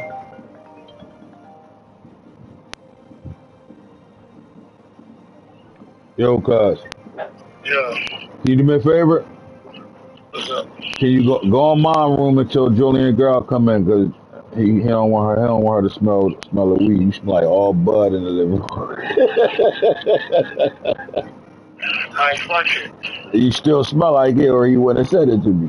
He like, can you tell Reese to go in the room until my girl come in? I don't want her to be talking shit about the weed. Dude, I ain't flushing nothing. That shit strong as hell. That shit good though? Cause I don't smoke it all crazy like that. Yeah, I rolled that shit 20 minutes ago. Right, and you still smell like it right now. That shit loud. Yeah, that shit been put up and everything. Yeah, that shit loud as hell. But it's only until she come in and go in that room. That's all. He acting like he want to talk to her like they broke up. Like I don't know what he ready to do. Knock it off. Like yeah, we about to talk because we broke up. Like yeah, okay. We've been playing those games since we was kids before too, nigga. But all right, I'm on my show and shit. You heard? Yeah. All right, now we just talked about the award. I mean, the All Americans. Now, I just want to go through those that won awards right now. So, Journey Brown wins the Maxwell Award. Then he wins the Walter Camp. So he's walking across the stage for 2 trophies. That's signaling what's about to happen when it comes down to the Heisman conversation, right? The Cody Award. Coach Falk is the closest to number 1. Now, Davey O'Brien, Twin Falk wins that award. This boy stole all the goddamn awards this year. LaMichael Vick. In my opinion, these guys can come back. I don't really see too many seniors. Lawrence Jameson for Houston. He got a chance to win a playoff game transferring in. He transferred in from UCLA. 5,203 yards, 58 touchdowns, 74%, 16 picks, 456 running the football. But Twin Falk is the Davey O'Brien Award winner. That's North Carolina winning all the damn awards right now. When you look at the Defensive Player of the Year, ESPN Lampron wins Linebacker of the Year. He wins Defensive Player of the Year, 39 tackles, 8 sacks, 10 pass deflected, 6 interceptions from the Mike linebacker with 47 tackles for losses. Yes, Mr. ESPN Lampron. Gideon ESPN Lampron. The Bronco Nurjewski Trophy goes to ESPN Lampron as well. Now, the Thorpe Award, that goes to Brady Colombo. 38 tackles, 10 interceptions, 8 pass deflected. He outbeat my boy Jaden, who had 11 picks on the year. You start looking at some of these DBs, all underclassmen except 1, 2, 3. The running back award goes to Journey Brown. 240 attempts, 14 yards a pop, 39 rushing touchdowns, 249 receiving yards, 3,591 rushing yards. And he beat out first-year starter in AI, Anthony Israel, 36, 14, 40, and 17. Crazy. That's what you get, because now you wanted your quarterback to win the Heisman, you little greedy bitch. But look at the running back room. Journey Brown ain't coming back. Bye, bitch. AI will be back. He's a true sophomore. Ezekiel Wagner, he's going to be draft eligible, but I think he'll be back. I got a feeling he's coming back. Cameron Forden, probably, I don't know. That's going to be a hard one. Mike Henderson is gone. Darian Wootson is a true sophomore. He'll be back for T. Rico Kerr, redshirt sophomore. I think if UCLA can keep him and he come back for a year, man, we know McCaffrey can leave. He could be draft eligible and leave, but will he leave? He had 1,233 yards, 14 yards of pop, 15 rushing touchdowns, 398 yards as a receiver. Jacques Radby is a senior. Keontae McLeod, a senior. Benji Cross, a redshirt junior. And then Donovan Lemons for Tulane is a redshirt junior. But the Doak Campbell Award goes to Journey Brown. That's right now. That's his 3rd time walking across the stage. The Fred Biletnikoff Award goes to Camden's finest, Maurice Teller, speedster. 128 catches on the year. God damn, he was going for the gusto this year. 2,774 yards, 34 touchdowns, 13-13. Did have 8 drops. No, I ain't say come up here, nigga.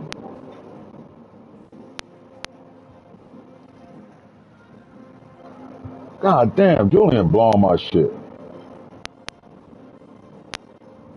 All right, Lombardi Award. This award is presented to the defensive lineman of the year, and that goes to Billy with 32 sacks on the year. But look at that pipeline, all young boys. All these guys can come back next year. When you start looking at it, Colorado, Tyler Moore, redshirt sophomore, all draft eligible. He's going to the draft. Draft eligible. He's going to the draft. He's going to the draft. He's not draft eligible. He has 17 sacks, 29 tackles for losses. He's not going anywhere. He can go. He's a draft eligible guy. He definitely might go to the draft. Between him and Alabama's D tackle and edge rusher, they might be the number 1 edge and D tackles in the class. Quincy should leave, right? 20 sacks. Redshirt freshman. All right, senior quarterback Lawrence Jameson wins the Johnny Unitas Golden Arm Award.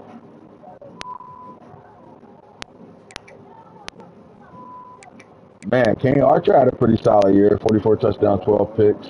Aaron McNair, man, I remember when he first came in the building. 4,828 yards, 51 touchdowns. He balled out. Mike Wright gone.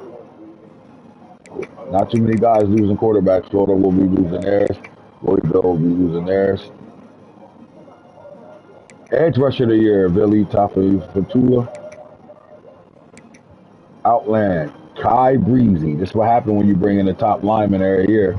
Somebody gonna win the Outland. This interior lineman of the year, Oklahoma's Kai Breezy with 11 games played, 714 downs played, and Pancakes 29 and 11 starts. John Mackey, the tight end of the year, that goes to the RPO king, Dante Grassu. 60 catches, 930 in the 6, 11 touchdowns.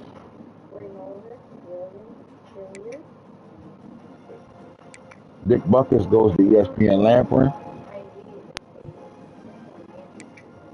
We already saw his numbers. Remington Award, Best Center, B.I. Small. Baby, 13 games played, 118. He'll be back. Yo. Jet Award, A.D. Jackson. Let's go see what he did, why he won the Punt Returner of the Year award.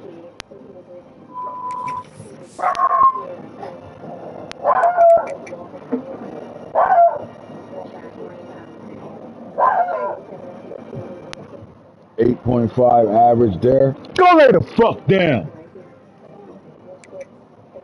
He did it in the quick returns. He had 55 returns for 1876, 34 yards of return, 8 touchdowns. His longest one was 102. 80 Jackson, that's the Dory Jackson son. You didn't even make you one?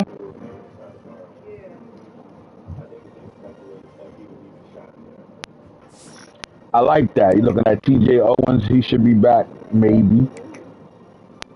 Nate Bullock's redshirt sophomore could come back. AJ Pope, you know Alabama stayed with a guy up there. Same thing with T. You kick it to him, he taking it back. Lee Chavez, freshman, putting in work. Gabe Ezekiel, Tommy Paris.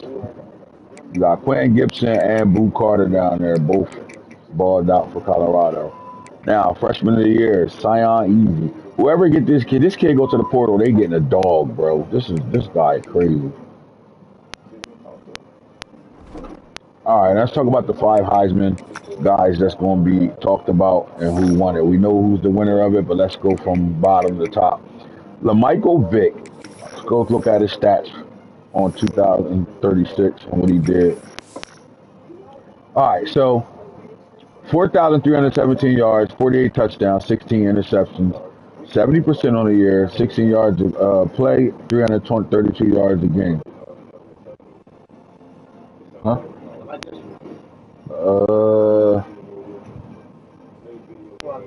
Yeah, I'll go back. Yeah, I don't want it.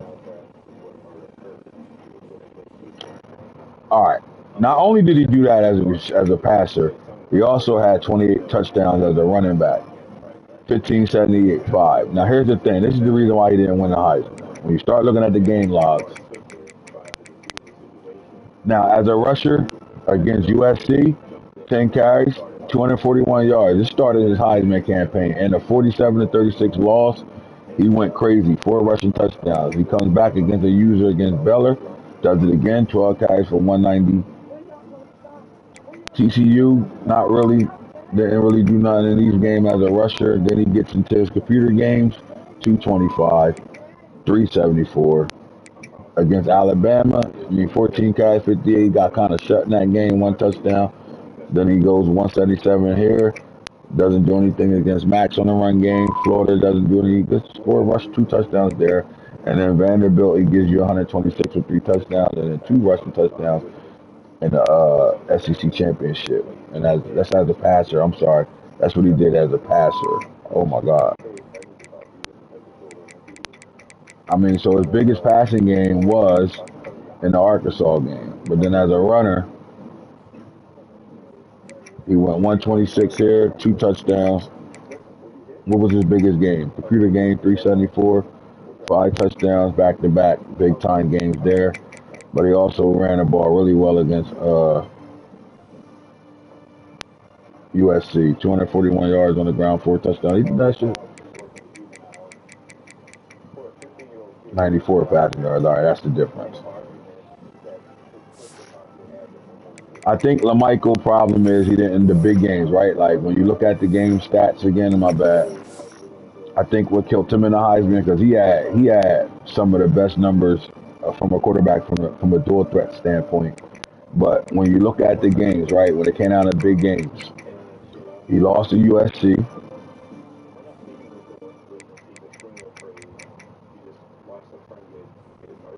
He lost to Bama, Oklahoma, and LSU, and I think those 4 losses is the reason why he don't win the Heisman, or he's number 5 on that list. Now, the next 2 guys that's on this list right now is going to be they got hurt by their own teammates, right? Maurice Teller went the fuck crazy this year.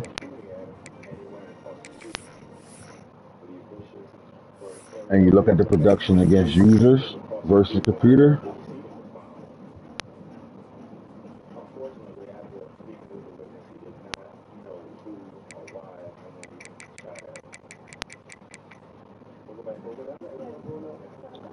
So what I like about Maurice Teller, don't matter if he played a user or computer game, he didn't come out of a game without a touchdown. In fact, The only game he didn't score multiple touchdowns in was against Florida State, 56-24 win, 7 receptions, 87 yards. It's the only game he didn't go over 100 yards as well.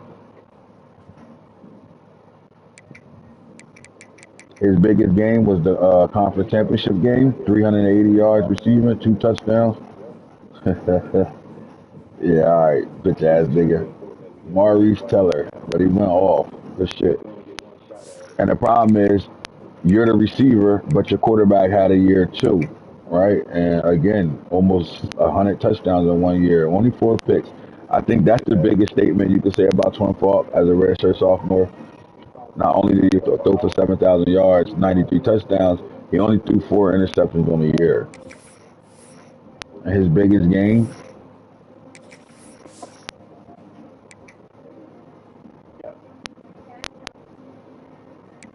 he had some big ones, but we're gonna go to the ones that's the ones, right? 271, 5 touchdowns in this ball game, 7 touchdowns against Georgia Tech. The Auburn game, 8 touchdowns, 558. Like, he had big games. And then AI for Colorado went crazy. This is actually one of the first times Colorado didn't really feature, you know, multiple running backs close to 1,000 yards. They really went all in on AI this year. Let's look at his game logs. Opened up against Virginia Tech, 211 yards, 2 touchdowns. That's how he started the season off. Notre Dame, he had 304, 3 touchdowns. Then Houston, he comes back with 151 yards, 2 touchdowns. 341 West Virginia, 217 USC, Arizona State, 10 carries for 107 yards and a touchdown in that game.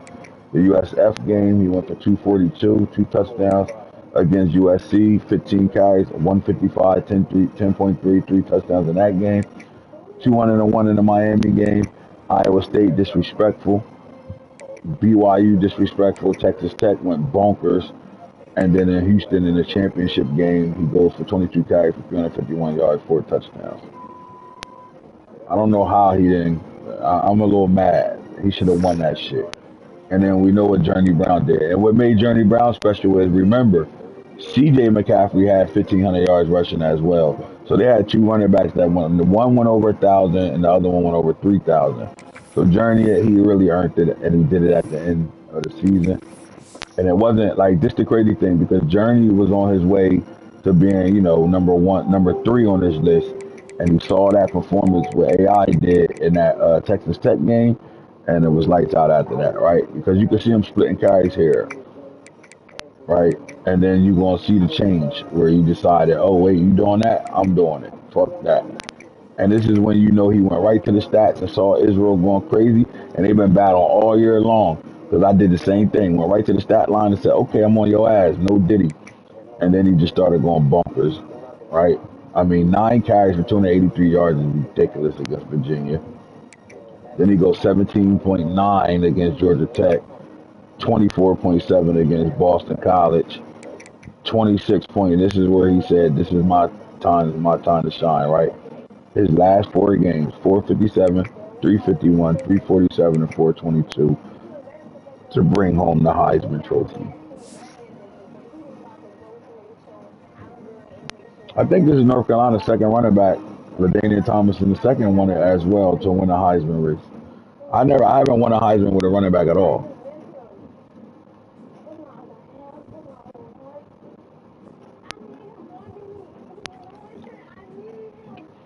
Journey Brown, year 2036, Heisman winner. Now, let's get to the bracket. We got a game that's not played yet, and we might can call that the game of the week, to be honest with you. Houston, Alabama. I can't wait for that game to be played. Young Tulane, Boom Son, got his ass whipped 86 to 26. Let's see what happened in this ball game. All right, Ohio State played 2 quarterbacks in this game, right? Sterling Spalding went for 236 yards, threw 2 picks in this game, was sacked twice, threw 2 touchdowns. And then Quincy Facha, he also had 105 yards, 2 touchdowns in this ball game. 85 completion percentage, 71 completion percentage. 23.6 yards a pop, 17 and a half a pop. He got busy in the run game. And this is where Ohio State's going to need going into the next round. They're going to better have to run the football. And Benji Cross can give them downhill platinum. So you got contact seeker at 6'2", 242. He's going to really be like, you're going to have to really get it done when it comes down to your run game, right? And I will also add in, is there another running back on this roster that can get it done? You're looking at Malik Wiley, freshman. So you're going to need them when you go to that South Carolina ball game, right? Benji Cross, 142 yards, 3 touchdowns. Spalding also had 2 on the ground as well. And then the receiver, Brandon Coombs, also had 1 on the ground as well. In the receiver room, Haddon, right? DeMarco Haddon had 5 catches for 121. Queen, Mecca Queen, he won a Heisman just a year ago. 81 yards in this game, 2 touchdowns. He went up and got them shits. Queen, 2 for 46. And Benji Cross got busy. Now on the defensive side of things, what happened? Let's go look at the tackles. You got 11 from Bandy. Jesus Bandy, the corner, the redshirt freshman, balled out. 1 tackle for loss. He had 2 picks on the day. When it came down to sacks, Marquise Jewell, the edge rusher, he came out and went crazy. Senior too, 3 sacks in that ball game. McCollum also, Shane McCollum, he had a sack from the safety position, and they got busy there. And again, when you look at the interceptions,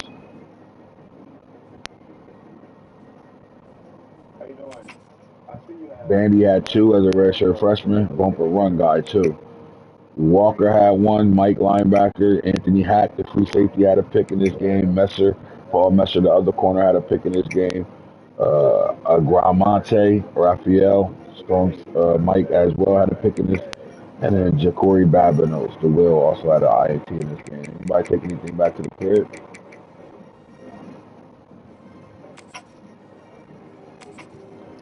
Anthony Hack took his pick to the crib.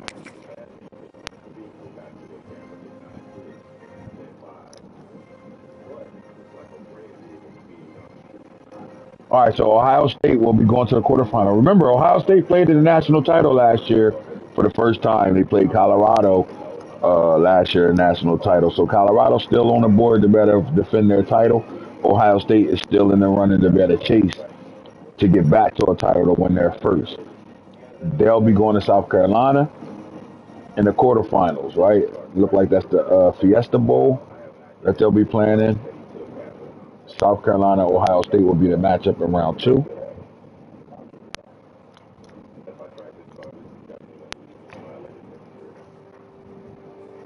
Now, this is the game that I really wanted to see. 9 versus 8. Florida State and Texas, both teams on an uprise right now at the end of the disc, right? Emmanuel Acho, bitch ass Acho, 354. Is this Emmanuel Acho's son? Bro, cause I know you ain't named this nigga Emmanuel Acho. We're gonna name him motherfucking SpongeBob SquarePants ass nigga. But he had a day though, 354 yards, 4 touchdowns, only 1 pick, wasn't sacked at all, 74 completion percentage, 18 yards to play. He had a day, man, with Texas. You know, Texas, I mean, Mitch Foss threw the ball, 390, 3 touchdowns. He did throw 3 picks, was sacked twice, 67 completion percentage. For this team to be a Wildcat offense, they sure as hell lined up and was able to throw the football with their pure runner. This was the year for Texas, right? They do got the freshman though. Emmanuel Hooks is coming back as a dual threat, so they're going to be fine coming back next year. What they want to do offensively in the run game. Florida had 21 carries and 92 yards and a touchdown. So Florida State did a really good job containing their threats in the running game, right? Like that's a big time contain right there because the way Texas played, they got to be able to score points in that run game, and they only had 1 touchdown there. Let's look at the passing game, though. They did have a good day there. Sam Newell, the tight end, went crazy. 11 catches for 239 yards and a touchdown in this ball game. Wide receiver Stephen Talbot, redshirt junior, had a touchdown, and then Enrique Davis, the wide receiver sophomore out of Orange, Texas, he had a touchdown in the ball game as well. Now let's get back to Florida State. Archo went crazy. Now, what they do in the run game? Because I think for them to really be successful in the next round, they got to run the ball some, right? And this ain't going to cut it. They're going up against a really good front 7 on defense and a really good secondary. So I don't know if also going to be able to line up and light the field up all game long throwing the ball. They're going to have to be able to balance that with the run game. And even though they scored a rushing touchdown in this ball game, wasn't enough production on the ground. They did escape that game though. But look, man, Swoop. This is the reason why they wasn't worried about losing Geraldo. Swoop had 6 catches for 122 yards his redshirt senior year, 20 catches, 20 yards a pop.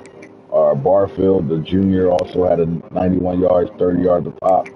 And then you're looking at the wide receiver Shaq Grimes, who also kicked in 5 catches, 71 yards and a touchdown. You come all the way down to Pookie Abrams, the running back. He caught the ball out the backfield twice, 21 yards and a touchdown in that ball game as well. But on defense, Florida State, they attack. You're going to have to be able to tackle. Look at the tackles, right? That's a run game that you had to play right here. They got it busy. So, I mean, look, this is the guys making plays for them. Tackle for losses, 3 for Cotrayor.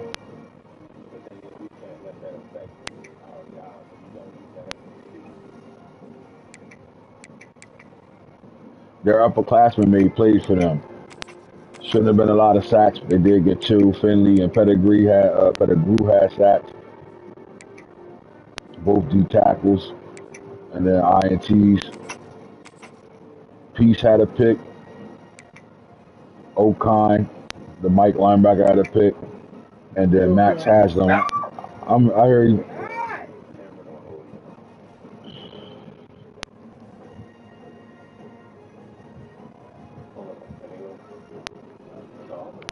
Oh shit! I need you to shut the fuck up for a change. God damn. All right, so Haslam. So you look into their playmakers, right? They got some, and the one thing I think Florida State going to be solid going forward is they got young. I mean, they got veterans all across their defense, and I think that's going to be uh, that can be into their favor, right? Playing Colorado. Colorado offense is very young. They are super young when it comes down to their weapons.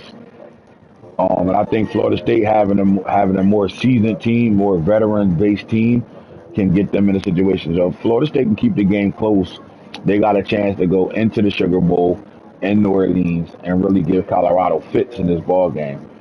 When it comes down to production, Colorado's backfield outside of their quarterback, their running back room is all new, right? First year full-time starters and players. Their receiver room is very young, right? You do got DeAndre Moore that came back as the veteran in the room.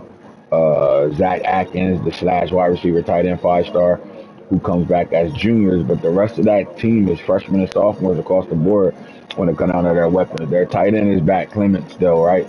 He's a veteran in that room as well. So, and then up front on the offensive line, they are veterans up front as well. They can mix it up with a bunch of redshirt sophomores and up. So Colorado offensively, in my opinion, when that matchup happens, Florida State going to have to take advantage of them being the more veteran football program. Then you get to the USC Louisville game, right? Now look, man, Big Ten versus the ACC, 41-45. This was a game that looked like it. I gotta deep dive this a little bit. Let's look at the scoreboard. In the first quarter, 13-7, Louisville. USC wins the second quarter, 17-7, and then shutout in the second half. Third quarter, Louisville scores 7. They don't give USC any points in that quarter, right? So you're looking at 14-13. You're looking at what's that?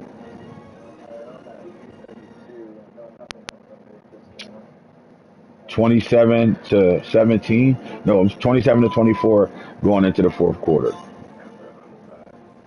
And then USC goes off in the fourth, 21-14, winning that game 45-41. This was a game.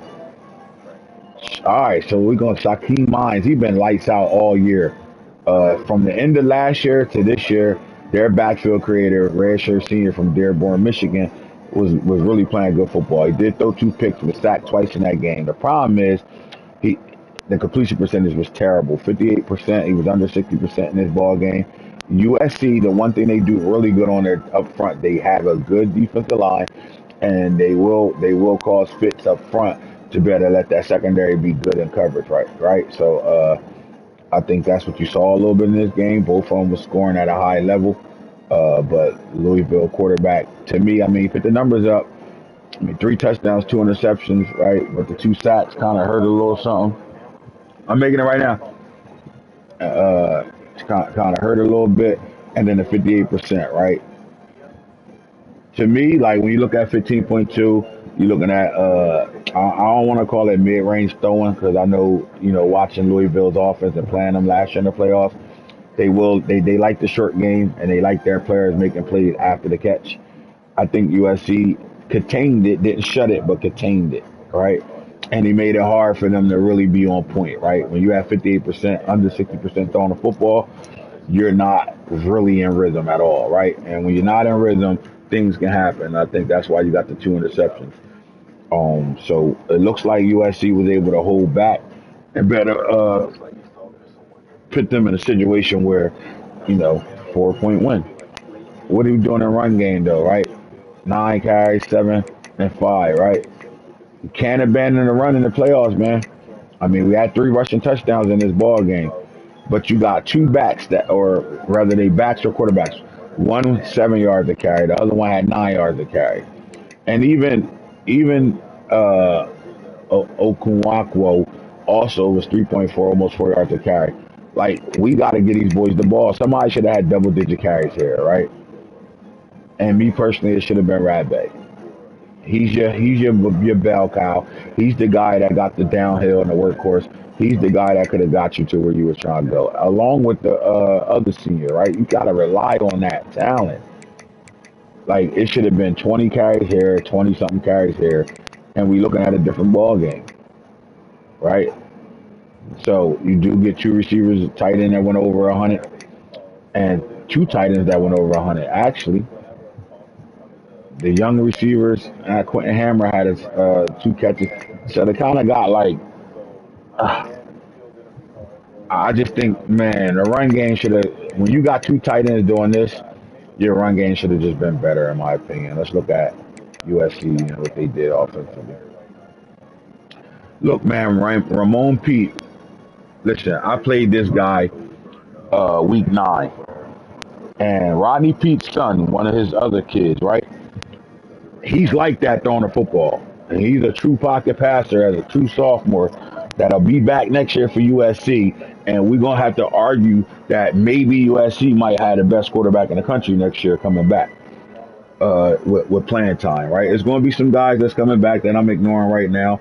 But when I'm thinking about playoff football right now, I'm thinking about uh, Raymond Pete, right? I mean, this kid, I'll just give y'all a quick little synopsis of what he did when we played. First half, shut. He had the snow under him, right?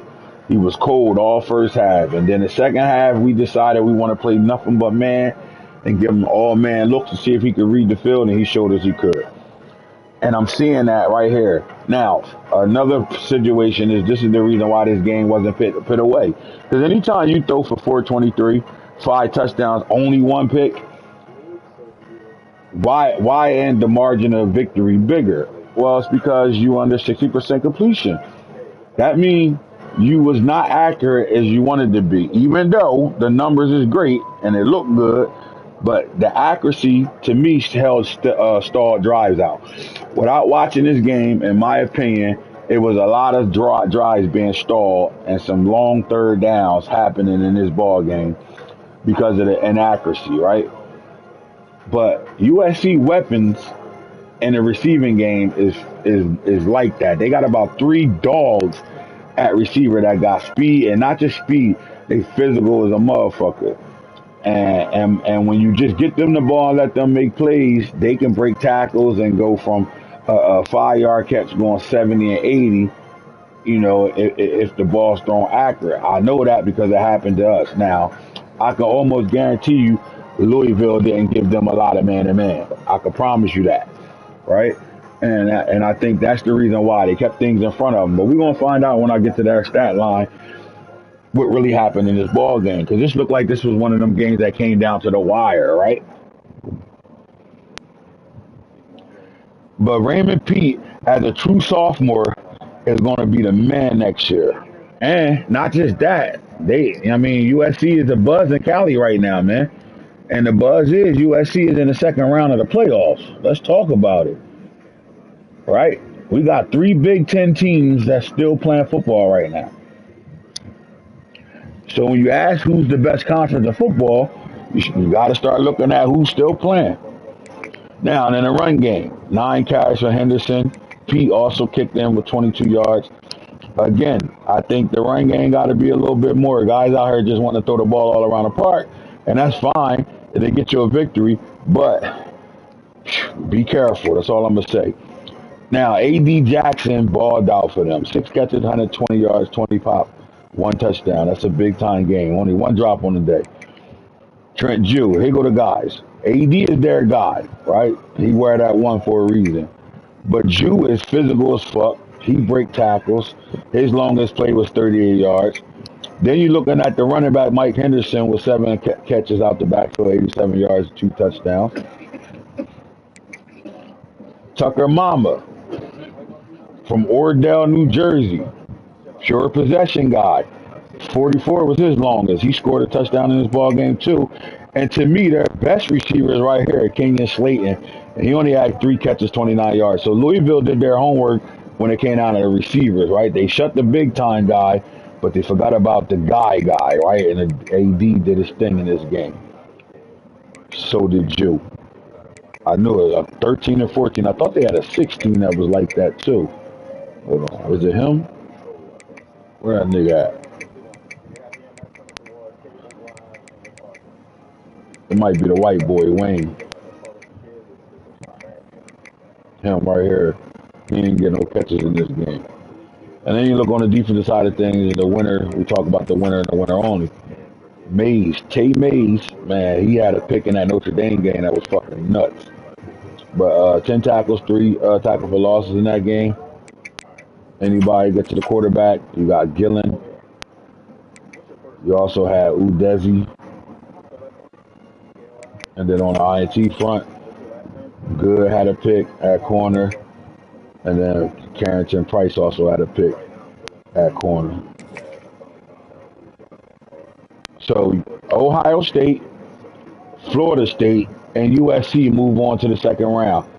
All right, now look at the matchup that's about to happen.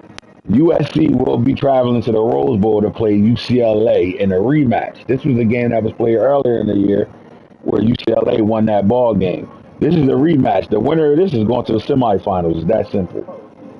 The winner of this will be going to the semifinals to play Houston, Alabama, or North Carolina. It's that simple, right? Shit. I like that, right? Because we about to get 2 new teams in the semifinals for sure, right? You about to get either USC or UCLA playing in the semifinals. And they get to play in their state right now in the quarterfinals and the Rose Bowl. You couldn't ask for a better matchup than that, right? The Peach Bowl, the Chick-fil-A Peach Bowl. North Carolina will be hosting one of the winners out of the Houston-Alabama matchup for tomorrow. And Florida State takes their talent to the Sugar Bowl to take on Colorado, the defending national title team against. And then Ohio State will be taking their talent into the Fiesta Bowl or the Orange Bowl to take on South Carolina. That's your matchups. Playoff football, baby. Catch me on a rebound. Holla at y'all when we holla at y'all.